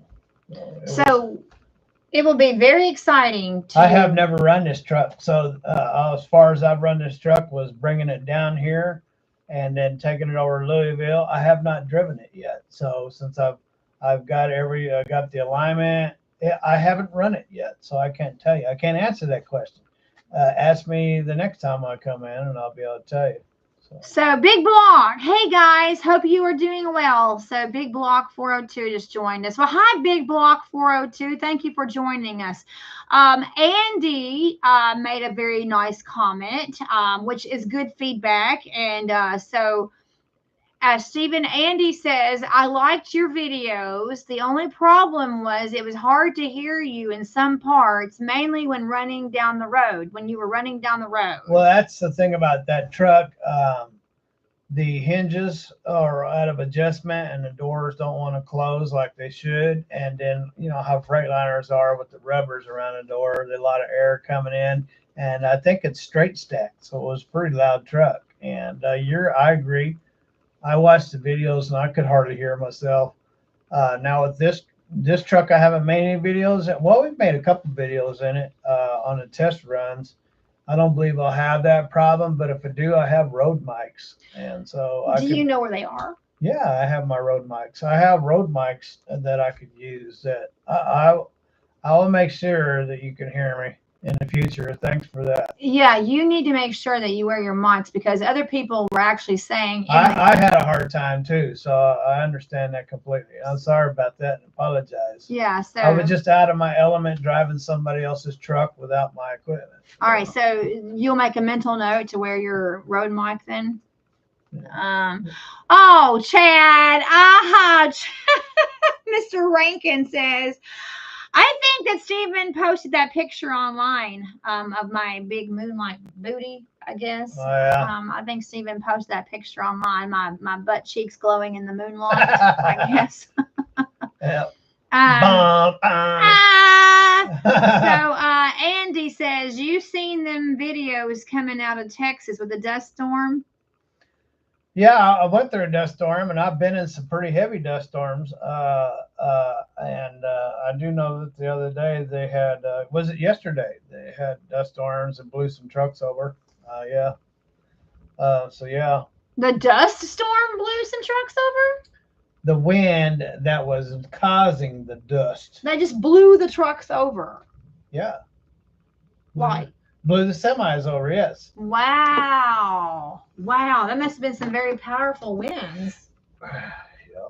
Wow. My goodness, that's scary. Doc says Obama got by with it. I guess he's referring to, I don't know. What's he referring to? Yeah, he got by with it by putting a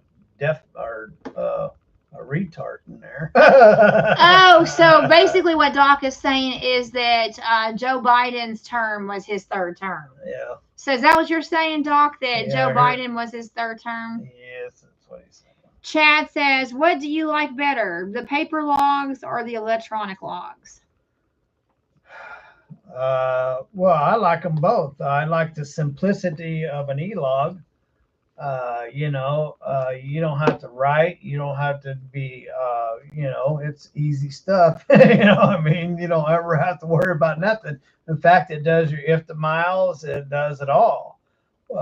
So the e-log makes life simple. And paper, I love paper because I'm just going to tell you people how I've been running since driving a truck since the 70s. I learned how to drive in the 70s. I didn't drive for a living during the 70s and 80s because I was a retard and I ended up in a lot of trouble and I couldn't really drive during the 80s. But in the 90s, when I could finally get my CDL, I started driving professionally in 93. And or was it 91? I can't remember. I was 32. Then that would have been 94. Okay, well, in 94. So in 94, I started driving professionally. And I forgot what brought this comment up. About the paper logs. Oh, I remember what I was going to say. So guess what? So the thing about it was never the law that you had a 24-hour period to drive and get your hours in. It was never the law. The law was always written where you could only drive a certain amount of miles, or you're only able to drive a certain amount of hours in a day in a 14-hour period. The difference with a paper log is that I've always believed that you should be able to drive a certain amount of hours in a 24-hour period, not a 14-hour period. And so the difference is between an e-log and a paper log is you can make that happen. And it takes all the stress out of driving. It takes all the rushing. You can relax while you're driving. You can just go over in a slow lane and set the cruise. And if you feel like pulling over and having dinner or seeing a monument or a museum, you can just relax. You can enjoy life. And but when you push that button and it says you have 14 hours to get your job done, it's a madhouse. And I believe just because of that rule is the reason why our roads are so unsafe is because you have people trying to race the clock. And I know there's a lot of people that don't like that because they're like, oh, especially company people. You're people are taking advantage of us, blah blah blah blah blah blah blah blah blah. But again, I've been doing this since the '70s, and I've been around for a minute, and I noticed the difference from the day that they put the e-logs in trucks and forced people to go by that 14-hour rule, that it changed the way people drive trucks out there on the interstate. And so if they would just change the 14-hour rule into a 24-hour rule that you could, you could keep the work hours and the driving hours the same, but to do it in a 24-hour window and not a 14-hour window, it would change the dynamics of how people drive up and down roadways. And we wouldn't have all this running 100 miles an hour, holding on the steering wheel and pounding the freaking pedal to the metal and just go, go, go, go kind of attitude. And you can just relax and take your time. And so with paper, you're able to make that happen. With a e-log, you have to stick by the rules. And so that's my thoughts on paper versus e-logs. So, if I remember correctly, 2007, which was 18 years ago, is when you first had to do e-log. And I remember that major transition of you going from paper to e-log. And I remember us talking about, well, the e-log is coming soon, electronic log is coming soon, and it finally happened. It was July of 2007 when you first had to start doing that. And because you started, we were married in 2003. And in August of 2003 is when we were married. In February of 2005 is when you started driving in our marriage in February. So you've been an owner operator in our marriage for 20 years, February of 2005. And so you went from 2005 to 2007 just doing paper. And I remember how you dreaded those e-logs coming. You dreaded it. And the reason why is because it forces you to drive in that 14-hour rule. Without the e-log, you don't have to drive in that 14-hour rule. And because you have to drive in that 14-hour rule, you are determined to get as many miles as you can, as quickly as you can in that 14-hour rule. That's why our roads are so unsafe, because you have people trying to race the freaking clock. And so whoever passed that law passed. That law is the reason why we have so many accidents out there, because you have people racing the clock. You take the race away and you make our roads a lot safer. So Scott Castleberry wants to know, does your truck have a governor on it? Yes, it does. Well, it has a governor, but I don't know what it said at. Probably said at 100 or something, but I don't know. I haven't got into the computer and found out. I don't want to find out. I had a truck one time, and I wanted to know how fast it would go, and I won't ever do that again. You're driving 100 something miles an hour and your steering starts shaking and everything. That'll straighten you up real quick. Mr. Chad Rankin, yes, I'm glad that he mentioned that you needed a mic on when you were talking in the truck. So you're going to get your road mic out. Well, I don't know if I need it in this truck. I'll have to examine the videos. Okay. If I need to wear a road mic, I will. Okay. Andy says, no need to apologize. I totally get being in a different truck. I've been driving for 23 years. So, yeah, when you are not in your own truck, you don't have your own stuff. That's right. Andy says, the Texas dust storm, they had a pileup. Just can't believe how people drive when you can't see crap. And so a lot of the times I see accidents happen because people follow too close, and they just. I've followed people in the past when I was younger, and it's easier to follow people and let them do all the driving for you. All you do is follow their bumper. And the problem is that when you're following somebody else, you cut all your reaction time, and you have to respond to what they're doing. And if people just follow in a distance and keep a good healthy gap, that would help a lot. Keep from having accidents. Andy says he agrees with the paper log. They're speeding through truck stops like maniacs. Also, didn't have so many fuel island parkers. Yeah. Well, I noticed. Well, I think it was in 2011 where they made it official where you had to have it, and when they passed that law. Bye, Doc. Doc's leaving. Bye, Doc. Have a good one, Doc. Bye, Doc. Thanks for stopping by. So I remember when they first passed that law and everybody had to have them, it became unsafe to walk across the freaking parking lot in a truck stop. People just wanting to race around. It's crazy. They really need to get rid of that 14-hour rule where you have to do your job in a 14-hour rule. They need to make it a 24-hour rule. And while we have an administration that's about common sense, hopefully they can change that back to, or it never has been, but they need to change that to a 24-hour rule, and they need to get rid of the 34-hour restart. There's no need to have a 34-hour restart if you're driving legally every day. So if you're driving 11 driving hours every day, then why have a 34-hour restart? Why punish somebody for putting in a hard week's worth of work? And that's the way I see it. It's just punishment. I'm going to get punished because I put in all my hours during the week. Why not let me get the other miles and get home? Why do I have to sit in some pissy crap bag parking lot?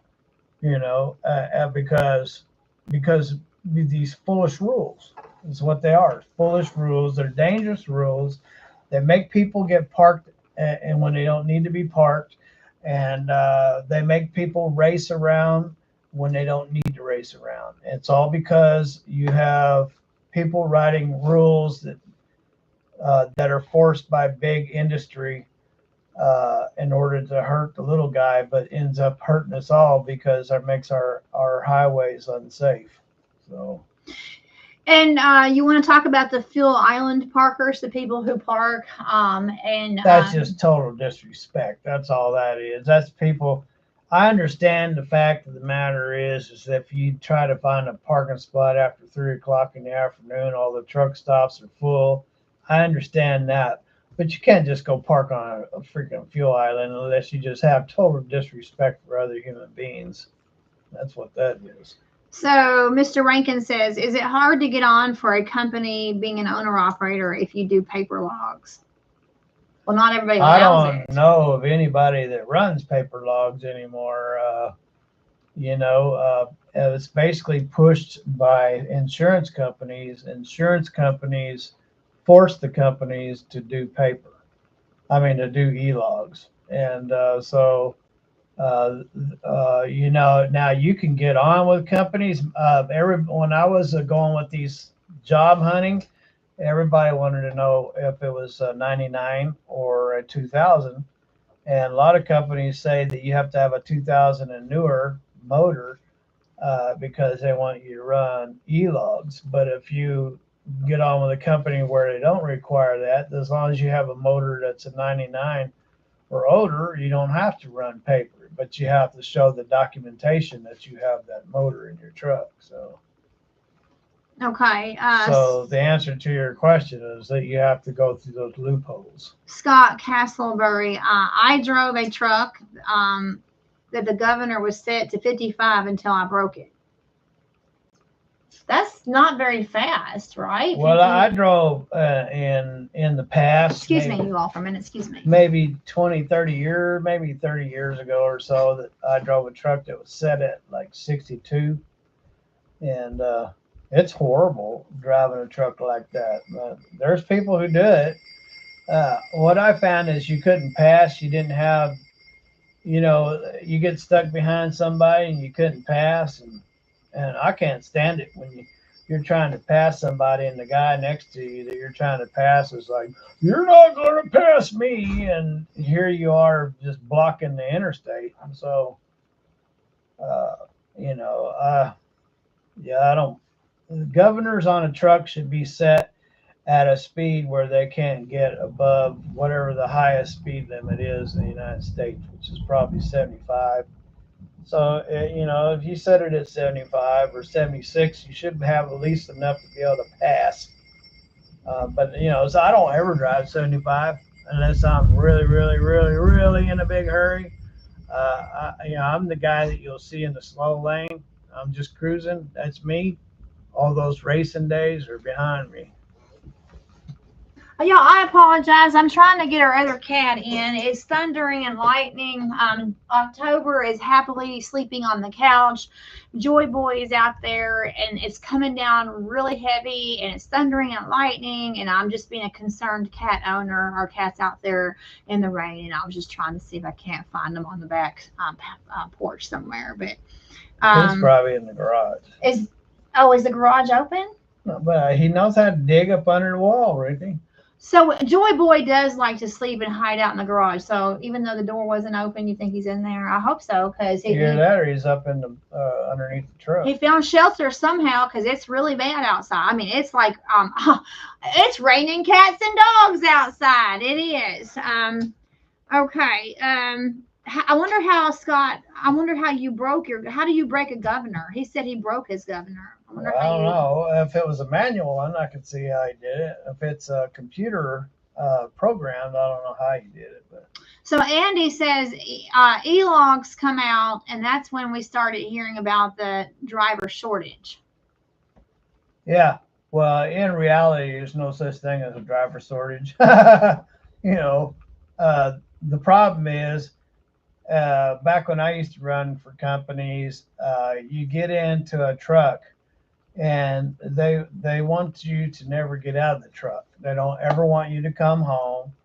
They say you get the weekends off. You get home, it's Saturday morning, and then they're calling you up on Sunday. Remember, you got to deliver tomorrow on Monday, so they want you to leave out on Sunday. So you really don't ever get a weekend home. And, you give up your family life. You give up raising your kids, all because you can drive that truck. And nobody wants to do that. And so people think that they can drive a truck and still have home time, and the companies won't let them have home time. And they want them to stay in that truck. And when they find out that that's what it's all about, and then they start outweighing the sacrifices, they give it up, And so, the money could be good as long as you give up your life at home. So that's the price you have to pay to be a truck driver over the road, is you have to give up your home life and you have to give up your family life. So, that's why I'm an owner operator. I'm an owner operator mainly for that reason right there, because nobody tells me when I come home. I'll tell you who tells me when I can come home, and that's my bills. My bills tell me when I can come home. So, and my bills say, I think of a bill as a snowball coming down the mountain. As it comes down the mountain, it gets bigger and bigger. Well, my bills are like that snowball. When I come home, that bills get bigger and bigger. I got to go, got to run. I got to get out of here. So that's who my boss is. Mr. Bill. He calls it, he says it's Mr. Bill. Mr. Bill says it's time to go back out on the road. That's Mr. right. Bill. Mr. Bill says it's time to go. But if you are a company driver, you can't go home when you want to go home. Some people are fortunate to get a good fit, where they're comfortable. I just was never able to find that, and again, I've been doing this since '93. And I've never found a company that didn't try to destroy my home life. So Mr. Chad says, we just had the rain and thunder here in Pennsylvania a couple of hours ago, but it only lasted 20 minutes, and then the sun came back. Well, I'm so thankful that you have the sun back. It has been raining and raining. I think we're going to have to build an ark, Stephen, and join Noah's crew because it's coming down real heavy. And then, of course, Joy Boy's out there somewhere. Look at. But start that worrying stuff. She'll be I'm just saying. So I'm glad for you that in Pennsylvania the sun came back out. I'm glad. It reminds me.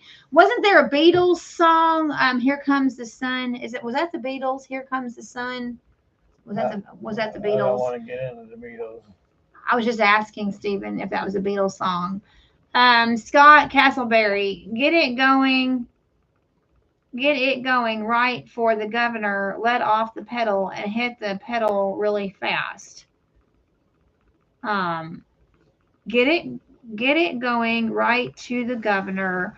Let off the pedal and the pedal really fast. That's where we are with the weather right there. I'm not sure if they're saying that. See that? That's where won't be long. We'll be getting out of the rain. What is Mr. Castle? No, it's blurry. See? Oh, yeah, you made it.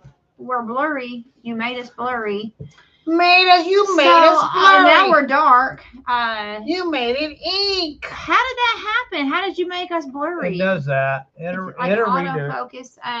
We're not really blurry in real life. Steven's sticking something in the camera and made us blurry. That's all right. So what does he mean by me ink? Well, okay, so until it adjusts itself, our image is blurry because Steven stuck something in the camera and made us blurry. Now he's washing us over with light. Oh, that's better. I can see myself now. Yeah, it focuses back. That's why I brighten it up. See, Reti's over here. Oh, he's doing this. He's doing that. He's doing this. He's doing that. I'm trying to get the camera to focus back in. Just by turning on the light, we're focused now. Yeah, because it will focus on what it can see. Well, we'll leave the light where you can see it. Hush. Don't hush me.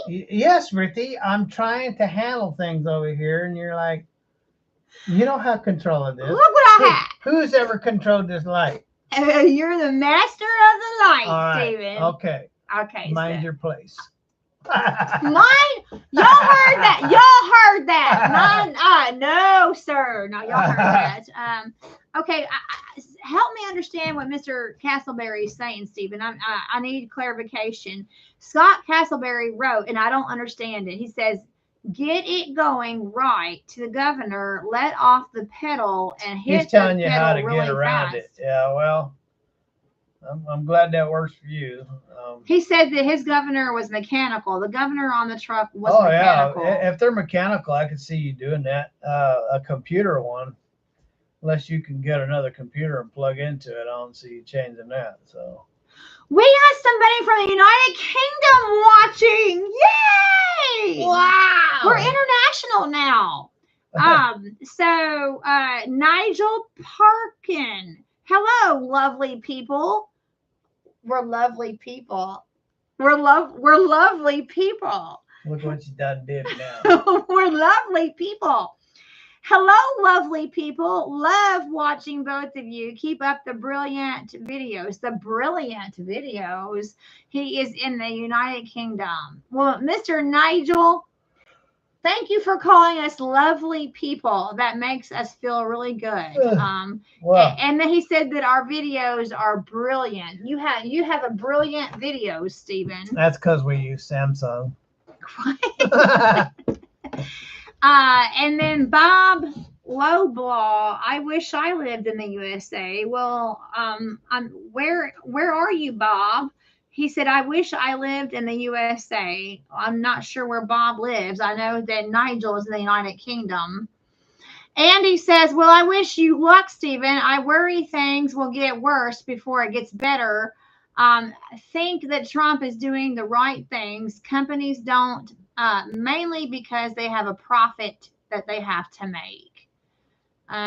So a company called Royale, I'm not sure if y'all know what that company is, Royale. They used to be red and white. So they had like different programs for different styles of life. And so you could come on board. And the first company I ever seen do it. and advertise it. But they would have programs that fit your life. And so if you wanted to be home nightly, they had programs for that. If you wanted to be home weekly, they had programs for that. If you wanted to go out on the road and be out 2, 3 weeks or whatever, they had programs for that. They had programs for whatever you needed. And so, that's to me would be the successful way to be a company if you could get it to work. I mean, if you could do that. Like I've seen people when I worked for a company, they'd come in and ask, well, I have daughters at home, and I need to be home at blah blah blah blah blah, and basically daily when they got out of school. And he was just looking for a job where he could operate during their school hours, and that type of thing. So you got to the best fit for your life, and you just need to find the fit for your life. But if you think you're going to get home regularly and be over the road, it ain't going to happen. So okay. Andy also writes, and to get that, they lay off people, no sense of loyalty to the workers. They have to have a record profit every year. yeah, well, you have to understand it is a trucking business. I mean, so I tell people that if you're going to get into trucking, you have to make the sacrifice, because you have to give up the home life in order to be a truck driver. So I'm going to show my geographical ignorance, and my goodness, am I feeling geographically ignorant. So Mr. Bob Lowball says that he is in Bananada.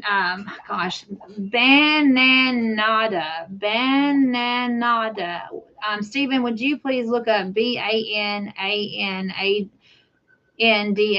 How do you say it? Bananada. That's where Mr. Bob is, and Mr. Bob Lowball is in Bananada. Now, I know where the United Kingdom is. It's kind of hard to miss the United Kingdom, but I apologize for my ignorance in geography. Bananada. Never even heard of Bananada. Boy, don't I feel silly. Somebody in a country is watching us, and I don't even know where that country is. That's Bananada. Bananada. It's in India. That's India? Say Bananada. Banada. No, that's Kannada. Am I saying it? Is it Bananada or Bananada? I think it's in India. India? Yeah. Oh. Is that how you spell it? Bananada.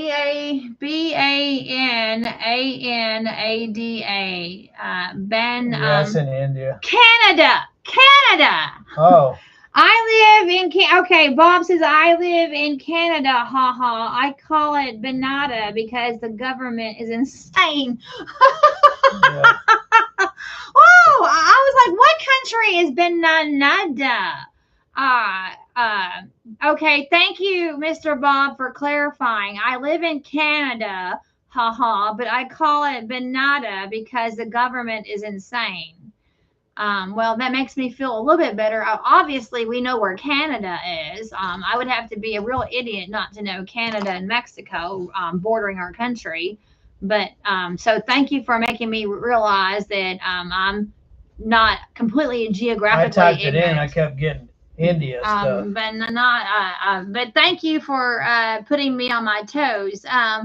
Scott says the truck I drive now, the governor, I can't change without a computer. He can only go 75. Well, 75, as far as I'm concerned, fast enough, ain't it? Is that mostly the speed limit anyway, 75? Well, I mean, in Texas, they have an 80-mile-an-hour highway. I've seen another one somewhere. It's out west, but Very rare do you see 80. So there's our gentleman from UK, Nigel. Looking forward to seeing you running your truck. That's the guy who called us lovely people. Lovely people. We're from, lovely. Nigel Like a Parkin. dandelion. Looking forward to seeing you running your truck. So if somebody in the United Kingdom is looking forward to seeing you in your truck. Yeah. Well, I'll be running it very shortly. Tomorrow. It is nice to have an international audience. We got a Canadian man. We have a man from the United Kingdom. Right now with us, we have Canada watching and we have the United Kingdom watching. That's pretty exciting. It's like we're international celebrities. That's pretty exciting. Celebrities. So, but I do feel better knowing that I didn't know about Ben and Nada. That's pretty funny though. So is 75 the standard on big trucks? Well, I mean, I remember it was a time where a lot of the companies were setting their governors at 67 miles per hour. That was the go-to setting, 67. So okay. I would imagine it's where they still are today. So. Okay. Andy says, I'm comfortable at my trucking job. I was talking more about the economy in general. Oh, sorry for the miscommunication. I'm comfortable at my trucking job. I was talking more about the economy in general. So your thoughts on the economy in general? It sucks. That's what my thoughts are. Well, okay. All right. Speaking of which, thank you. That is, oh, listen to this. Listen. So we are so blessed to have Amish / Mennonite, whatever they call themselves, Mennonites, but they live like old order Amish. So anyway, we have plain. I guess a better terminology would be the plain people. Okay, the horse and buggy people. Anyway, we have them all around us, and we can get our eggs from them. And so I think I'm paying $3 for a dozen of eggs. I was at Walmart the other day, and I'm not kidding you. For a dozen and a half, for 18 eggs, I saw it with my own eyes. For 18 eggs, $10. $10. And 12 eggs was like $8. So now I remember when the Amish were charging $2 for their eggs, but they know that the cost of eggs has gone up. But I will gladly pay $3 for 12 eggs compared to $8 for 12 and $10 for 18 eggs. So you talk about the economy, and everybody's talking about the price of eggs. I mean, who in there who doesn't lost their marbles would pay $8? Who? For $8 for eggs, $10. No, that's because they had that flu going around, wiped them out. Mr. Nigel, do you know what you will be? Do you know what you will be pulling? And do you have a PO box? Do you know what you will pull? And do you have a PO box? Well, I'll answer the PO box part. No, we don't have a PO box. We get mail at our home address. We don't have a PO box. Do you know what you're going to? Are you always going to be doing? I'm hauling boats for right now, right? Well, I mean, until it changes. He was talking about me. I haven't done wide loads in 15 years. I don't think. It was with Hicks Farms. I was running wide loads. I've never hauled a heavy load, overweight. I've hauled permitted. Oh, well, you had like. No, I've never had a permitted overweight load. Okay, but you have had flaggers. That's oversized. Oh, okay. Oversized and overweight you're talking about two different things, right? Yes. So anyway, I've never had an overweight load, but I've had plenty of oversized loads with, the pilot cars. You've had pilot cars. I've never had pilot cars. So I've never had pilot cars. So in my 33 professional driving years, I've never had a pilot car. Okay. See what I got to deal with? But you have had the flags on. That's oversized or wide load. Okay. Okay. I've had permitted loads, yes. So I don't even know what the question was. Now that you gave me your psycho look. Hey, my psycho look. Yeah. Hey, Mr. Nigel was just wanting to know what you will pull. Was it those boats? That's the first time you've ever hauled boats? When you hauled the boats for Gentry? I don't recall ever hauling boats before. I may have. I don't recall it. But... Was that quite an experience? I mean, come on, when you drive hauling freight, different stuff on your truck every other day for 33 years, you don't really remember what you hauled. So I may have hauled boats before. I don't recall ever hauling boats before. So. Well, but some things would stick out in your memory, though. I mean, some things would. Now, I've hauled ski-doos and motorcycles and all kinds of equipment, you know. I don't ever recall having a boat on my truck. Now I do know, Mr. Nigel, in the United Kingdom, I do know that Gentry has cattle haulers and that he hauls cattle. Is that something you can see yourself? I heard him say that cattle wasn't doing very well right now. But you've never hauled livestock. Not that I know of. I don't think so. Well, I think you would probably remember that if you had. I mean, that's something that would be quite memorable, wouldn't it? If you hauled... You keep saying that, but if I asked you for some paperwork, you can't find out where it was. Now, can you? See? Okay. But when you haul cattle, there's pressure about cattle. You have to get them while they have a certain weight. I don't believe I ever hauled cattle. Not that I can remember. Okay, Mr. Scott says your truck will have the E-log.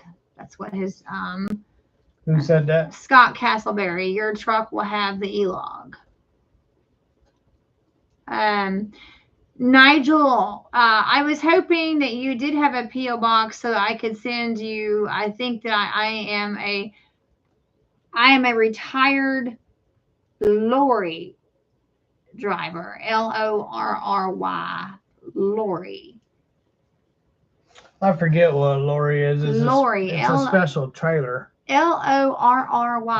Aren't those ones that are like for moving rental equipment? I am a retired lorry driver. I was hoping you'd have a P.O. box so I can send you something.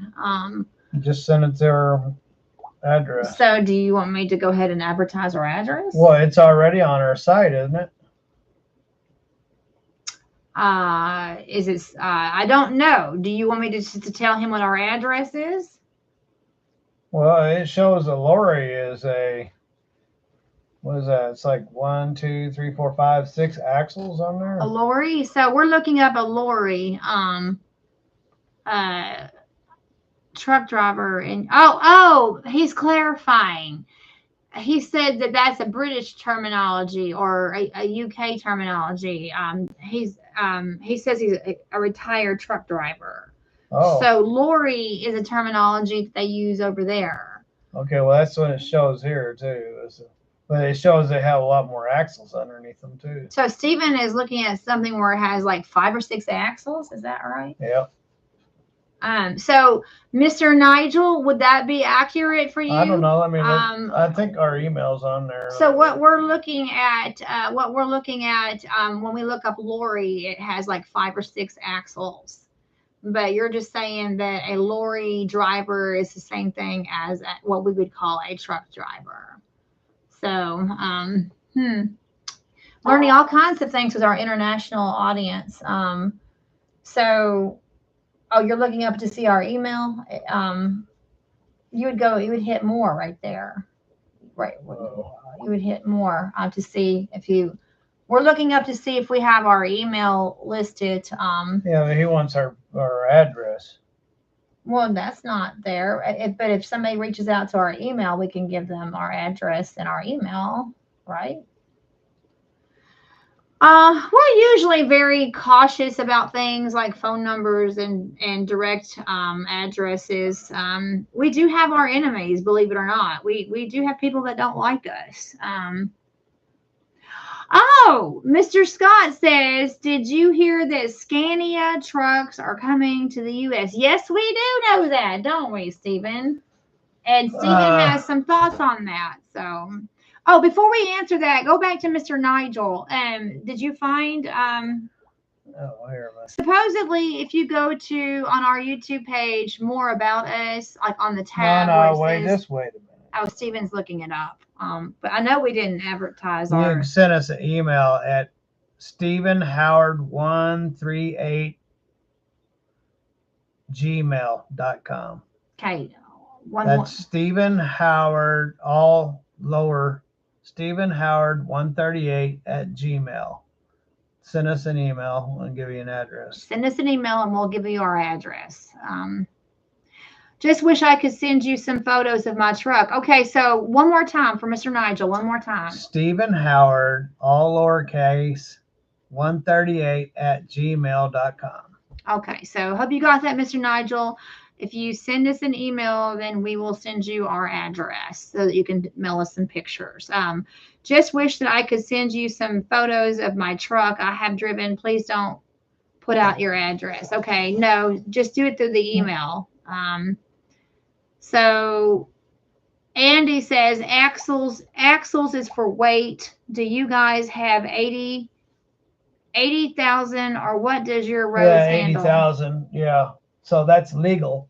You can get permitted, for whatever, but yeah. 80,000 standard. I think Nigel did get your email address. He says, "Thank you, lovely lady." I'm a lovely lady. Yeah. So, you're welcome. You're welcome. So, hopefully you got that. But now, Stephen, you said that you checked that email.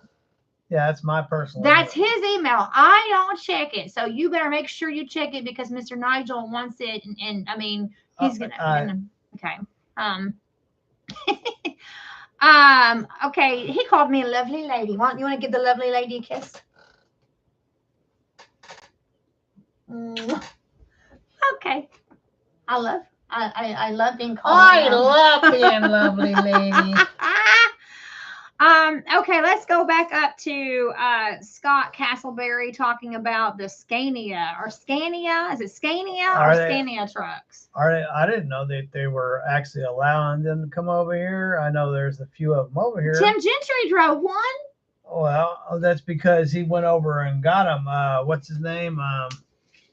That guy that Tim follows. I forget his name. Bruce something. Bruce somebody has some Scanias. Did you hear that Scania trucks are coming to the United States? Bruce Wilson, I think. Yes, that's who it is. Is Bruce Wilson. That's who it is. So Tim Gentry made a video about him driving one, I believe. Yeah, it's Bruce Wilson. He brought some over here, but I don't know. That's cool with me. If they bring them on over here, they from what I see, if they drive better than that Argosy, man, they got to be driving pretty darn nice. Because, yeah, I don't have a problem with that. Bring them on over as long as they're good, safe equipment and powerful. But I think Mr. Gentry liked them. Yeah, he was impressed by it. Very much so. Very much so. Oh, we have Gucci Lover. Gucci Lover is here. Stephen, you have done a great job on the truck. Yeah, I put a blue line on the door when I took the decals off, and I saw a picture of it. I think I'm going to take the blue line back off. So. Oh, you are? Yeah. Well, I was just following it through. You know how it comes off the hood and then it's blank and then it starts again on the sleeper. So I was just going to follow it through. And then when I saw a picture of it early this morning, I was like, oh, I don't like it. So, you don't like that? So when I'm putting the decals on, I'll probably take it off. So, but I don't think that Mr. Gucci Lover was talking specifically about your decals. I think he's talking about how overall. I mean, he's watched your build. The decals are part of the overall. I mean, I'm sure I've done everything I can do to it from bumper to bumper. Right. Although I noticed that I have a little squeaking noise when it's running, so I must have a tensioner going out. And I used to carry those on board with my other trucks, but I don't have any spares around here, which is making me concerned. I've had those go out on me in 50 below, and it wasn't very fun. So I'll have to pay attention to that. I do have spare belts, and I do have them with me. So. But I don't. What is a tensioner? So there's a fan belt that goes around the front of the motor. You seen that? It makes the fan go around. It also turns the generator and the air conditioner. Well, a tensioner is what keeps that belt tight. Oh, and you said you're hearing noises? Yep, I'm hearing little noises. Ooh, that's kind of scary. Oh, wow. Andy says, meant that for the UK, don't know what they can haul if they are similar to the United States. Most of our semis out here are, legal at up to 80,000 pounds. Anything over has to be permitted. So. Mr. Scott thinks that Tim Gentry is going to buy one of the Scanias. I believe that Tim will buy one when they get approved here. So what do they have to do to get approved to be like? And how did Bruce Wilson even have one here in the United States? Because I think he brought them in through Canada, but you're asking me stuff I don't know anything about. I literally don't know anything about bringing Scanias over here or them being legal. That's not my forte. I don't know anything about it. I don't know anything about it. So if I said anything, I'd just be talking out the side of my neck. So there is one thing I do want to make sure that we talk about, and it's pretty darn exciting. So I want to go back to Gucci Lover's comment, and I think that Mr. Gucci Lover has, I've seen him comment before, and I have seen him comment on several of your videos that you were fixing up. So we have some people that came to our channel when you started doing the whole rebuilding process, when we bought the truck on November the 1st, and it turned out to be a real lemon. And well, it wasn't a lemon. A lemon is a whole different ball game. A lemon means it's a factory built reject. Oh, well, that truck has over 1 million miles on it. It's not a factory reject. What I believe that was wrong with the truck is that Ken, he has records. I mean, I can show you the records. Yeah, you got a book. Well, I was going to show you. Well, here there are records right here. Oh, right. Oh, is that right in front of you? So I can show you the records.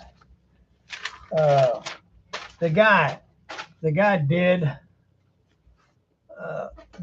I mean, he drove it for a little under 3 years, and he did a lot of work to it.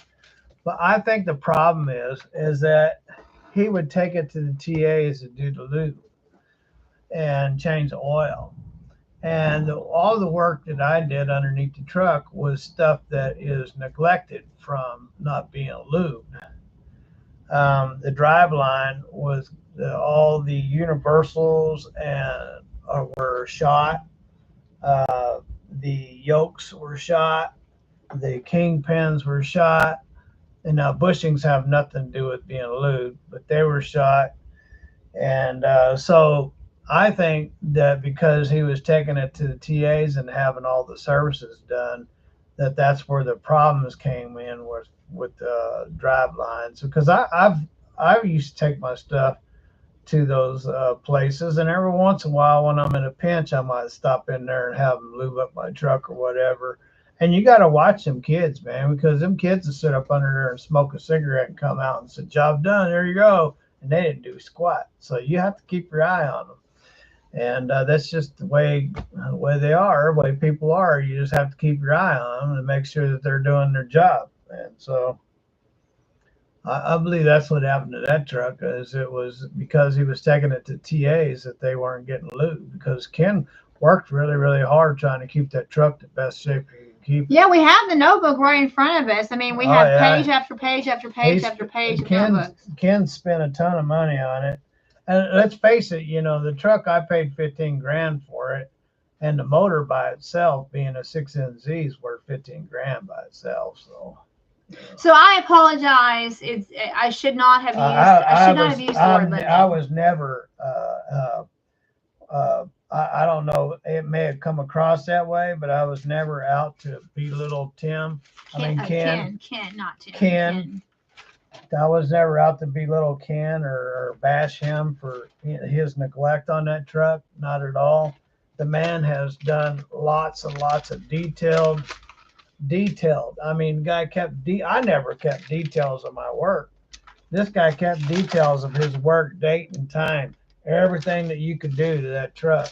He kept detail, letter by letter, details of what he did to it.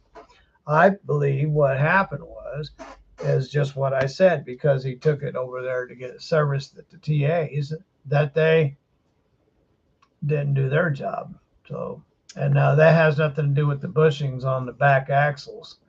Those don't need lube. You don't ever lube those, but those wear out. I mean, truck has over 1,000,000 miles on them, so you're expected to have those wore out. So we haven't talked to Ken or Tammy since December. I wonder if they still watch our videos or if their feelings are hurt because of all the work that you've had to do on the truck. Well, so those are the people that we bought the truck from, Ken and Tammy, and we haven't had any communication with them at all since December. And I think that they just got so burned out on our videos, and maybe they just thought that we were being ugly. No, I'm not bashing Kim and Tammy. Those are some great people. They have some beautiful grandbabies, and I think they're wonderful people. I don't think they were intentionally trying to create the scenario that ended up happening. It happened, and I just have to bite the bullet. Sometimes you get a good one, and sometimes you don't. Now, the truck I got before that, the guy was an owner operator since the 60s, and he bought that truck when it was a couple years old, and he took care of it. The black one with the flames on the hood, he took care of it, the whole time. And so when I got that truck, I just had to clean the interior and do a color change in it, and it was ready to go. So, and they had bad wiring. I had to do a lot of work on the wiring, but other than that was a good one. So, but most of my trucks require a lot of work. So. I'm going to read Mr. Andy's comment, and then I got to go back and read some ones that were before that while we're still on the topic. Andy just piped in with the comment, and then I'll have to go and get some more previous comments. Andy says that he watched all of your repair videos, and he said he never thought that you came across as blaming the previous owner. So he said that he's watched all of your repair videos, and he's never felt that you came across as being ugly or disrespectful to the previous owner of the truck. Well, that's good, because sometimes I wonder, like I said, we haven't, thank you for that, Andy. Sometimes I wonder, because we have not had any communication with Ken or Tammy since December. And I feel like that they just felt like I'll call Ken when I get situated and start making money. I mean, I've never been out to blame him for any of these troubles. I mean, you're talking about a truck. I mean, come on, it's 20-something years old. It's gonna need work. So I was wrong to call it a limit. I shouldn't have called it a limit. You heard me say many times that he told me that it was well maintained, and I went with that, and I didn't even really look at it and took it over, and it failed inspection. So that's on me for not doing my job and getting under there and looking at it. And it was well maintained if you looked at the stuff. Yeah, but again, what I think was the biggest problem is that he kept taking it to the TAs. He even said so. He took it to the TAs and had all them services. He had it serviced at the TAs. Well, when you take it to a place where they hire teenagers and stuff that do your lube jobs, I need to go back and read some of these comments. You might not be getting a lube job. So. Mr. Nigel, he said that he can carry up to 40 tons. He's the one from the United Kingdom. He said he's testing you. How much is 40 tons? Well, how many pounds is in a ton? Is it 12,000 pounds a ton? No.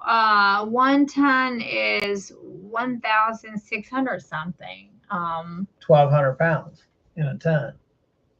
Is that the exact or? So half a ton is 6,000 pounds. A whole ton would be 12,000 pounds. So how much is in a ton?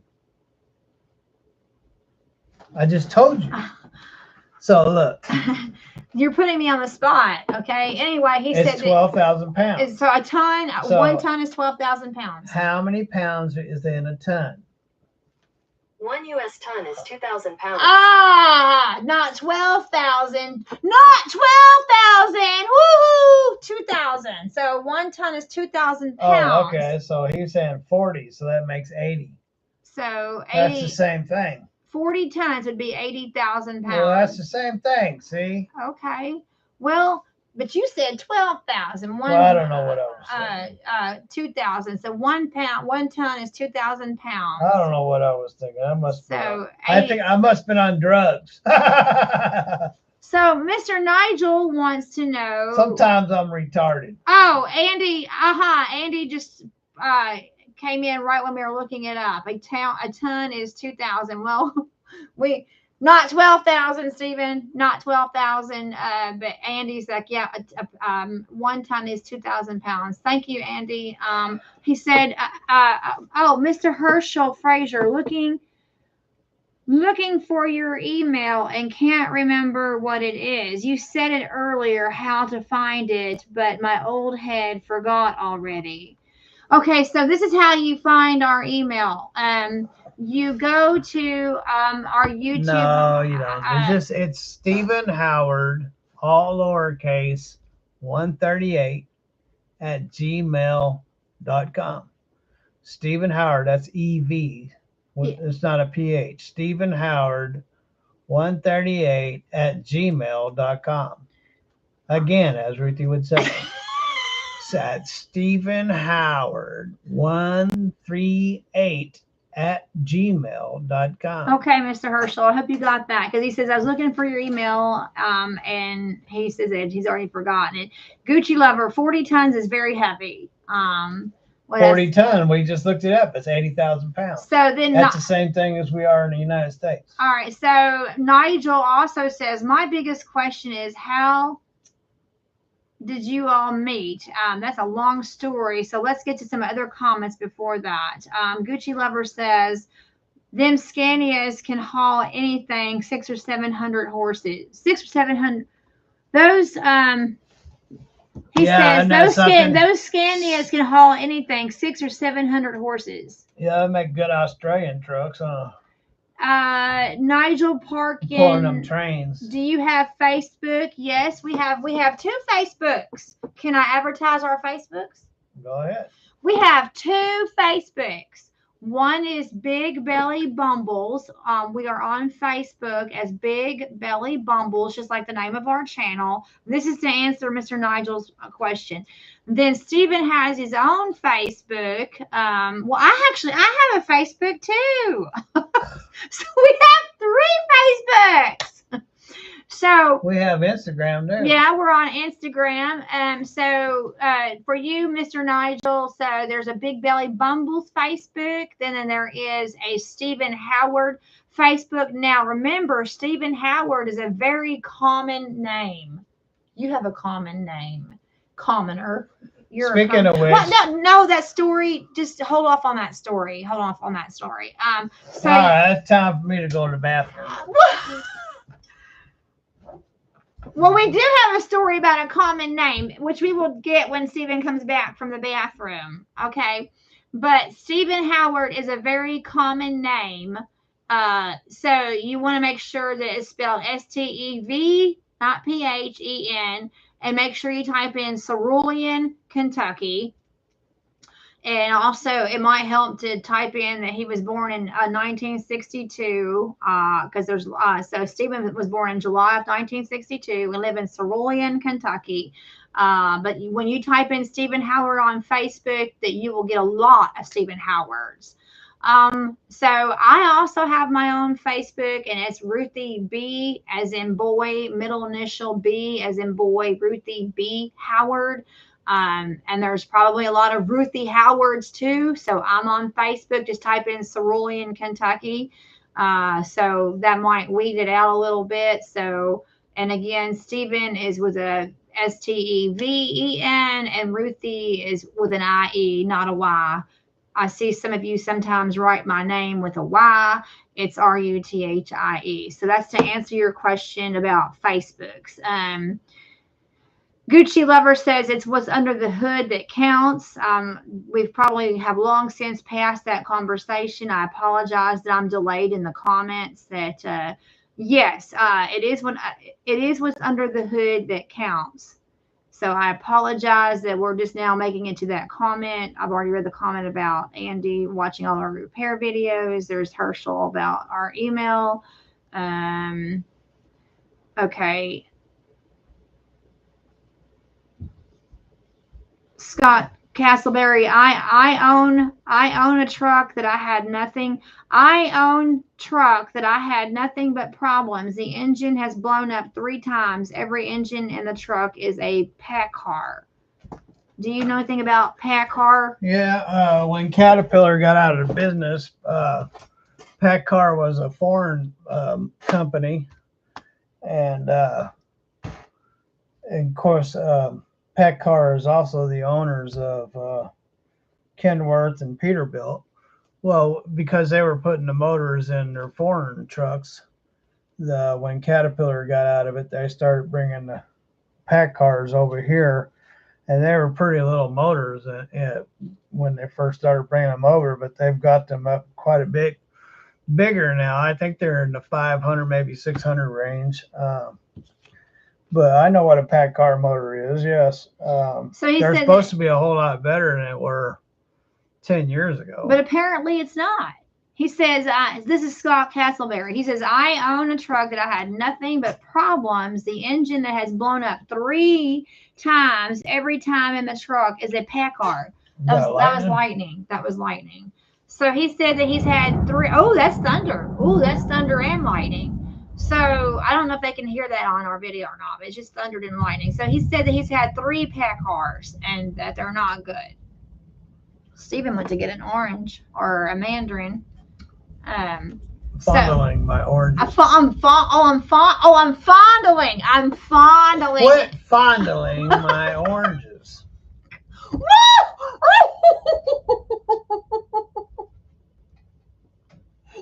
Stephen! So anyway, fondling your orange. You're a dork. But Scott is saying that PACCAR is not a good engine. He's had 3 of them. How's that? And supposedly they're supposed to be better. Andy wants to know, do you eat the skin of the orange? No way, man. There's the peelings right there. Go ahead, eat it. No, I'm not going to eat the peeling. I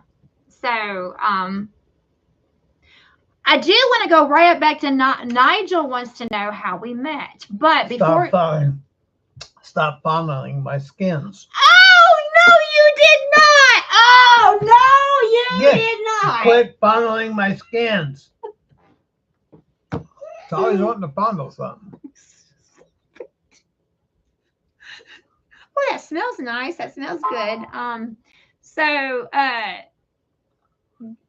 I have to eat something. I had so much coffee, I'm starting to get the jitters. Gucci Lover, check the truck for lightning damage. He wants to know if you have lightning damage on your truck. No. If so, the thunder would have been instantly. So you can tell how far away the thunder is by counting from the time you seen the flash to the time that you hear the sound, and that tells you how far away it is. So in case you didn't get that, that's good knowledge. Nigel says PACCAR own They own DAF truck. What does that mean? PACCAR owns DAF truck. That's what he's saying. Nigel Parkin is saying PACCAR owns the DAF truck. What does that mean? I don't know. We need clarification. I'm sorry. PACCAR owns the DAF truck. Scott Castleberry says, I'm putting a Cummins in the truck now. Well, I don't know if you're making any improvements, are you? Why don't you put a Cata in there? Or as Tim would say, put a Detroit in there. So is the Cummins not good? I understand. If you put it in there, then if you have a shop, it's a $25,000 fine. If you're a personal person, it's a $2,000 fine. So take it home and put it in your backyard. So short story, back to Nigel. It's really a long story, but we have something else we want to talk about as far as common names are concerned. So the short story on how we met, and it's a very brief story. Maybe sometime I'll tell you the long version, but Stephen, so this is going back to Nigel's comment. Her uncle brought me over to her house and dropped me off while he was taking care of some business. And he said to be back in about an hour. It was like 3 or 4 hours. Anyway, so while I was there, these two youngster girls, her and her sister, were infatuated by me, and they were giving me the 3rd degree, and they were infatuated. And they were, and they asked me 199 trillion billion questions. And they just had to know everything. And mind you, I had hair down the middle of my shoulder blades at the time, and I was quite a bit younger. But anyway, they had a Bible Pictionary game or something like that. And I didn't know the answers, but somebody secretly gave me all the answers into my ear. And I ended up winning, and I didn't even know the answers to the game because Ruthie gave me all the answers, but come here. I whispered them in. Come here, my love. Come no, here. Behave yourself. I whispered them into his. What? Could you sit up, please? Well, leave me alone. You don't have to squeeze me to death. Come here, my love. So I just. All right, behave. This is going to be X-rated video here. And I just whispered them into his ear, and I was I guess it was kind of seductive, I guess, in the way I whispered into his ear. I whispered into She was infatuated. Infatuated. She would never leave me alone. So, Mr. Nigel, there are 16 years between us, but we're both July babies. He was born in July of 62. And I was born in July of 78. So he was the legal age to drive. He was driving before I was born. So there's 16 years between us. And I guess I just, Whoa! Whoa! Excuse me. Wow! Oh, that was lightning. I think they saw it through the window. That was lightning. Wow. Oh, that's a big boom. Oh, y'all, this is really live. Because I should have burped through here. You're getting it all. You're getting burping. You're getting thunder and lightning. Did y'all see that lightning come through the window? And did you hear the big boom? Because this is live. And you burped live. You burped. Like 20 people heard you burping. Burping tasted. It's better than farting wasted. Well, anyway, that's pretty exciting if you're watching a live and you can see the lightning coming through the window and you can hear the big, big boom. I mean, that's live action, lights, camera, action. So I'll tell you, Mr. Nigel, maybe another time, but the brief thing is that my uncle introduced us. My uncle introduced us, and we're 16 years apart. So Xavier says spelling is key here, folks. Well, okay, the spelling, and okay, I think that they're talking about the DAF. I'm not sure what Mr. Xavier is referring to. Andy says DAF truck is a truck manufacturer. And then Xavier right underneath that says spelling is key here, folks. So it's something, and then Andy's talking about Europe. If it's manufactured in Europe, we're getting a lot of discussion about the DAF truck. So, oh, Gucci Lover. Oh, listen to what Gucci Lover says, Stephen. Gucci Lover says. Oh, I got you. I see it. What? DAF trucks. They're a lot like those Scanias. Oh, okay. Well, we don't want to DAF trucks. So they're they own PACCAR owns DAF. Yeah, quick facts. Parent organizations PACCAR, Holden BF. I guess they do. Yeah, I didn't know that. I guess that's where the PACCAR originated from, huh? From the DAF. Well, I guess that's because why. I knew that it was a foreign motor before it came over here. Well, I guess that's why. Just like the North Star. Xavier is saying spelling and the key. Cadillac was a foreign motor before they brought it over here. So, Gucci Lover says that Ruthie is all dolled up.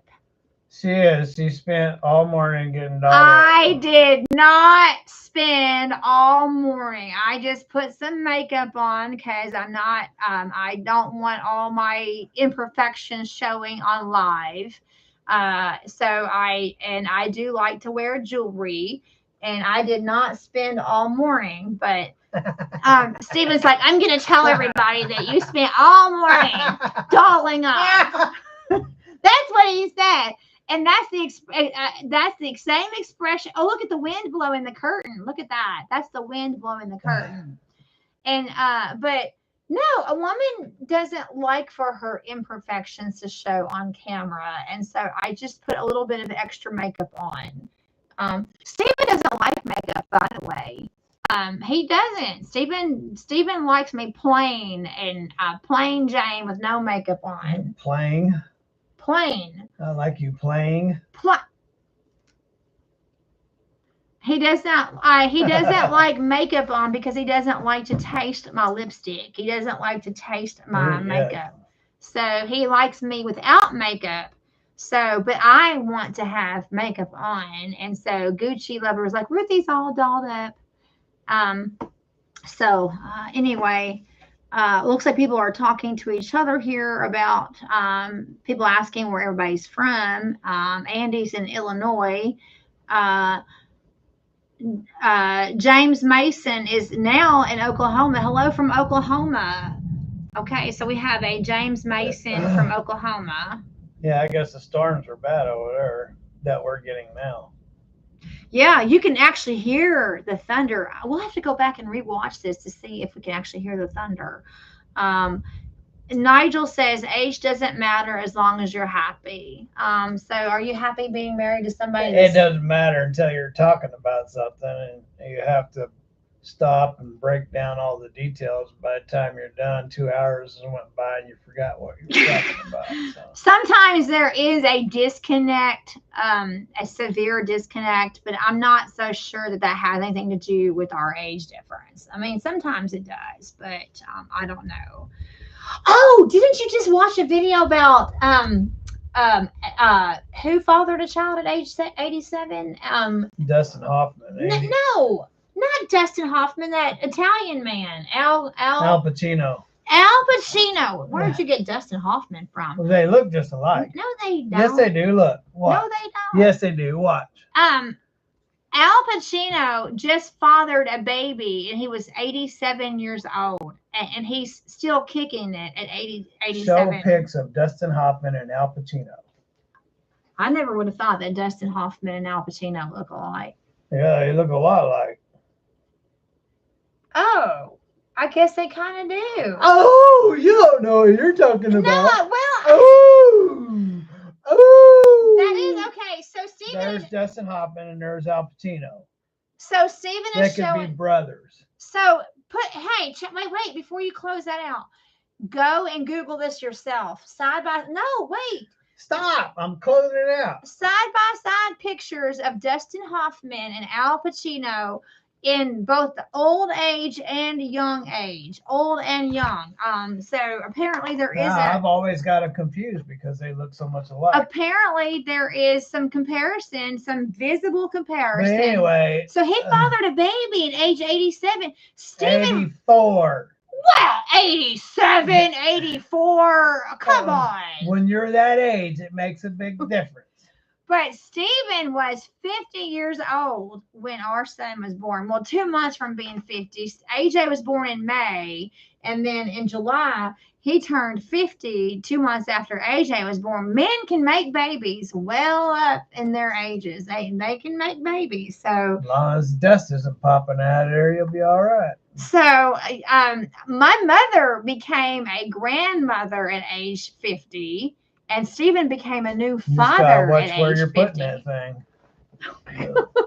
And Stephen became a new father at 50. But man, can 84 and still made a baby. Wow. My goodness.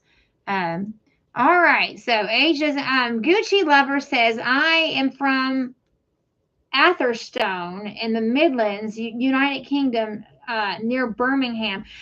So I was born in Birmingham, Alabama. That's pretty cool. I was born in Birmingham, Alabama in 1978. And so he's close to Birmingham in the United Kingdom. Oh, Stephen, Mr. Nigel says I'm a very attractive lady. I agree. He's only doing that because we're live, and if he didn't say it, then he'd be in trouble. That's horse pocket. Well, we've been married almost 21 years. So thank you, Mr. Nigel, for saying that I am one very attractive lady. And I would say that Stephen is one very she put attractive. Emphasis. She added the very and one on there. No, that's what he wrote. He wrote one very attractive lady. That's what he wrote. Oh, well. He wrote one. There it is written in his own typing. One very attractive lady. And I would say that my man is very attractive too. Oh, you got to tell the story about what happened to you. I'm not telling that story. Yes, you are. No, I'll tell it for you. And then no. Andy says that we can hear the thunder, not the lightning. Oh, okay. You can see the lightning. Okay, you can see the lightning, of course, but you can hear the thunder. I get it. Justin Burgers is in Colorado. Okay, that's cool, Justin. So we got people here in Colorado. James Mason is in Oklahoma. Oh, Chad Rankin, this has been a learning channel today. Ha, ha, ha. I guess he's learning about how old you can be to make a baby, I guess. This has been a learning channel today. But I do want to say, I'm going to tell the story. I'm going to tell it. Because, hey. What story is that? The story. Okay, so Nigel says I'm an attractive lady. I say you are an attractive man. And so, y'all, I'm going to tell this story. I'm going to tell this story about when Stephen was out shopping. What state were you in? I have no idea. You don't remember what state you were in? And maybe it doesn't matter. I can't remember. I think it was Missouri. So, and it was Walmart, right? So I thought you was telling the story. I'm going to tell a story, and then you're going to get all the details from me. So I'm not telling the story. I didn't want to tell it in the first place. I couldn't believe that it was happening. So. Oh, are you embarrassed? No, I'm just saying can't believe that it was happening. I'm 62 years old. Okay, since Chad made the comment that this has been a learning channel today, and Mr. Nigel said that I was attractive, then I have to tell you about Stephen being one very shaking attractive. the camera all over. I'm just getting so Miss excited. Bumbles. I'm just getting so excited. I have to tell you the story about Stephen obviously being a very attractive man. Okay. Now I know he's attractive because he's my hubby and I know he's attractive. But Stephen recently had a shopping experience before he made it home. And there was a mother-daughter duo that was checking him out. And I do mean checking him out. And you and you said that you pretty much thought it was a mother and daughter. Well, it was either mother, daughter, or sisters. I don't know. It was either a mother and daughter or two sisters, but there was two ladies that were checking Stephen out. And I don't know why you're embarrassed by it. I'm 62 years old. I don't normally have teenage girls chasing me around in the store. So I thought it was grand. I thought it was just the greatest thing when he told me that there was this girl and she kind of looked Stephen up and down and didn't she call you like a piece of meat or something? No, I thought you were going to tell the story. If you're going to tell it, you tell it. Quit trying to drag me in on it. I should have never told you the story in the first place. So this one girl, she said something derogatory and sexualized about Stephen, like mighty fine piece of meat, like, ooh, he looked good. All right, let's change the subject. She wants to tell a story and she can't tell it. So, but they were following him around the store. Speaking of common names, speaking of common names, I was on the internet this morning and I saw a video about what was it? Something shaker. Southern shaker. Southern shaker. Hey, and hey, stop. Stop. I want to finish telling this. No. Story. So hush. I saw this story about the Southern Shaker, and this is a legend in the trucking industry from the 70s. And there was a song written by Jim Howard that wrote the song about the Southern Shaker. And I thought, wow, I didn't know my dad wrote that song. Now, my dad was a country and western singer for 32 years, and I know he's written songs, and I pretty much knew every single one of them word for word. So I didn't know that he wrote the song Southern Shaker. So that kind of caught me by surprise. And then I looked it up, and it was actually another singer called Jim Howard KW, Jim KW Howard. And my dad's name is Jim Howard. And so there was actually a difference between the guy that actually wrote it and my dad. But I was like, I knew my dad didn't write that song, but when I heard it was immortalized, the guy Southern Shaker was immortalized by the song that Jim Howard had wrote, I was like, my dad wrote that song? I don't recall that song. So I had to look it up and found out that the actual writer of the song's name was Jim KW Howard. So yeah, but like I was telling him, KW, like Kenworth, KW, I thought they could have been like a stage name, like a nickname, like Jim KW. It wasn't my dad. My dad didn't write that song. It sounded kind of like something Jerry Reed would write. That's what it sounded like. But as you know, and we've talked about at other times, Stephen's dad was very famous. Didn't he work with Buck Owens? He was but he recorded in Buck Owens' studio, and him and Merle Haggard actually, when their starting out days, used to practice and learn how to play music together. So, there is that's why Stephen was suspicious because, not suspicious, maybe that's not a good word, thought that his dad wrote the song because his dad actually was a country music songwriter, singer, artist, and Stephen grew up in nightclubs where I thought I knew all of his songs, and when I was like, wow, I didn't know he wrote that song. And so come to find out, he didn't write And it. he sang with you just heard Stephen say out of his own mouth that his dad recorded with Merle Haggard in Buck Owens' studio in Bakersfield. Yeah. So I mean, his dad was like big. He wasn't no big. I mean, like he was just known in his crowd. Well, he was well known. He's from Bakersfield, California, ladies and gentlemen.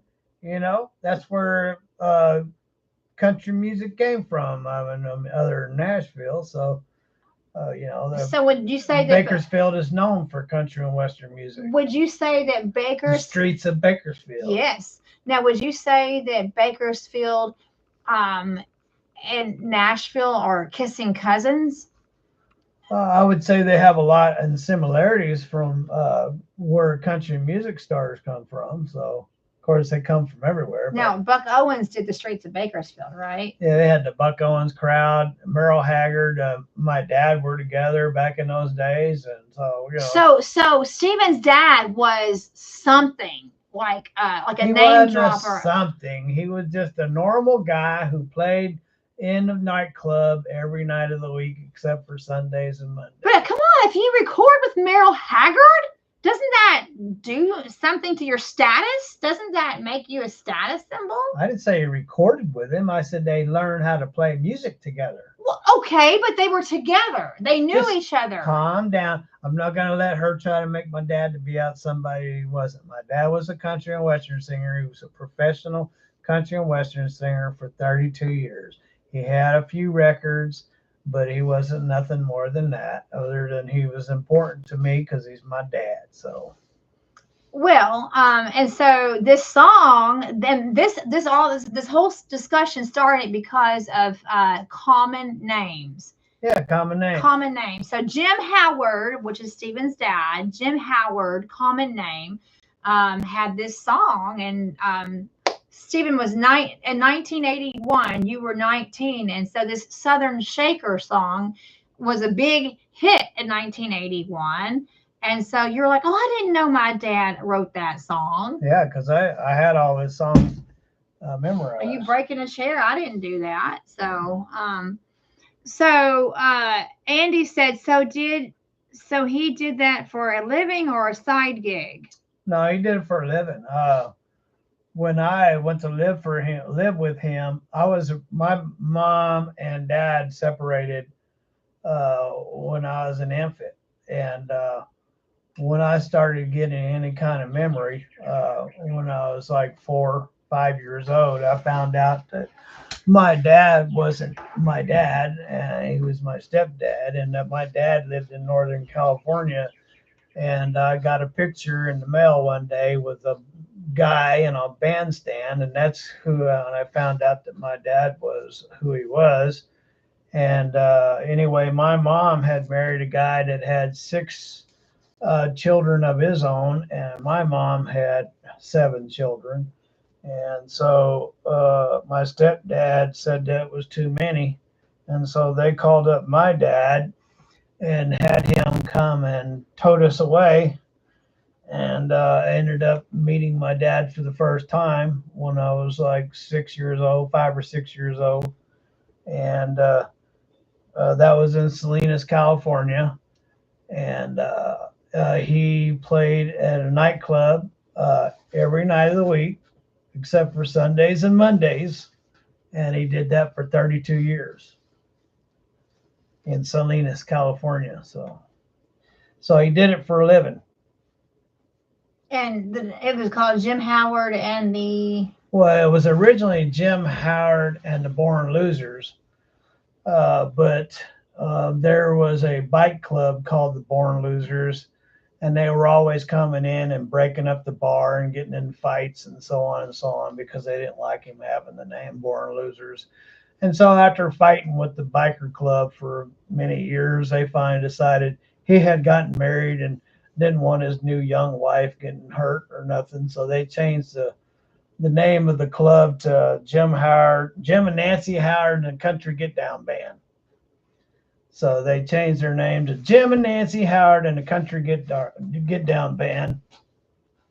And that's what he finished up the rest of their career under was Jim and Nancy Howard and the Country Get Down Band. So.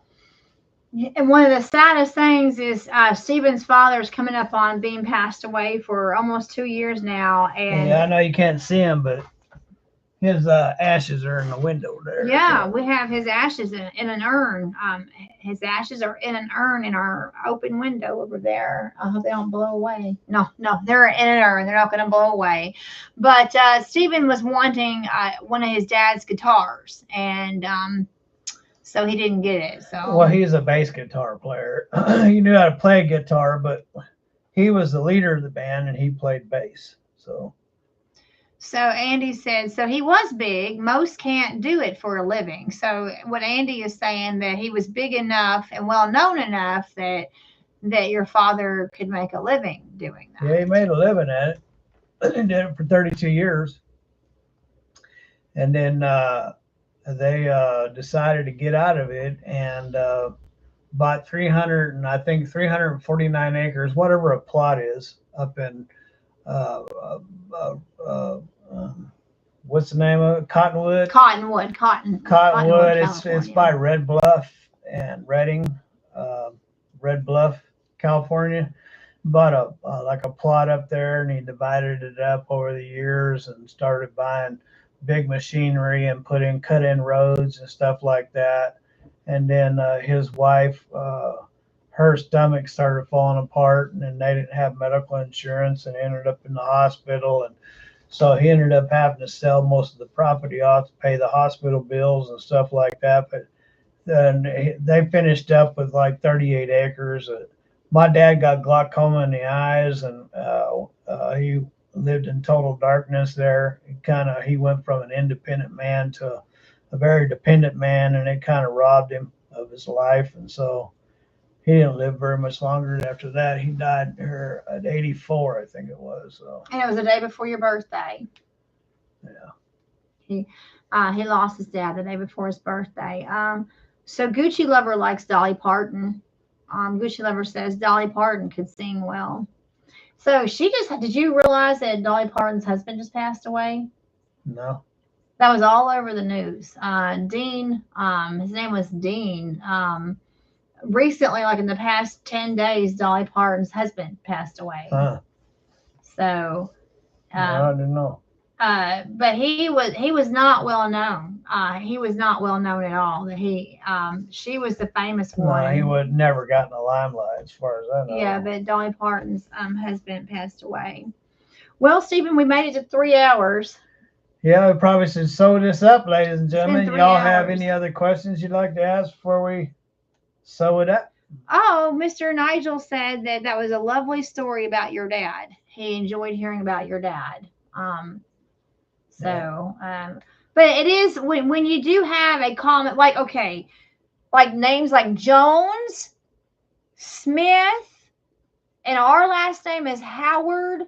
And there might be some more really common last names: Jones, Smith, Howard. Johnson is another common name, Johnson. So that's why we have Social Security numbers. I don't know if y'all in the UK. I wonder. I wonder if in the UK they have. That's why we have Social Security numbers, because of common names.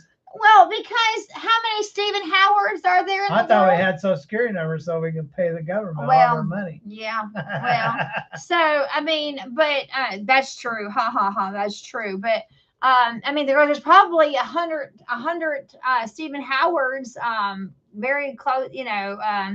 Even in your own doctor has. I went to the doctor here when I got the kidney disease here about 5 years ago. I went to the doctor and he asked me who you were, and I said, well, my name's Stephen Howard. He says, well, I have 27 Stephen Howards. Which one are you? Yeah, which one are you? 27 Stephen Howard. And I told him I was Stephen C. Howard. He says, well, I have several of those too. I said, well, I'm Stephen C. Howard, born on 7/14/62. He said, oh, okay. Well, you don't need to come back here no more. You're healed. Yeah, to go through all that whole process of but yes, our birthdays and our Social Security numbers are very, very important, because I'm sure there's lots of Ruth Howards too. So, but common names. I'm not sure, if in the United Kingdom that Jones and Smith and Johnson and Howard are common names, but they're common here. But you're not a common man, and I love my man. And by your man, and isn't that what she? You're gonna get copyrighted Just by saying somebody's name. singing her song. So Tammy Wynette wrote the song "Stand by Your Man," and I'm sitting next to my man. We're sitting together. So are we saying goodbye to these Well, folks? I mean, we've been on for 3 hours. Well, thank you, ladies and gentlemen, for stopping by. For 3 hours. And, 3 hours. We'll sew it up. Maybe when I get back, we can do another live. And Somebody says we're a great couple. Gucci Lover says that we're a great couple. we can do another live when I get back from Idaho. No, Idaho. No, Idaho. Idaho. Believe me, I'm not the host. I'm not either. So, hey, let's get them something to look at. Give me a big smackaroo.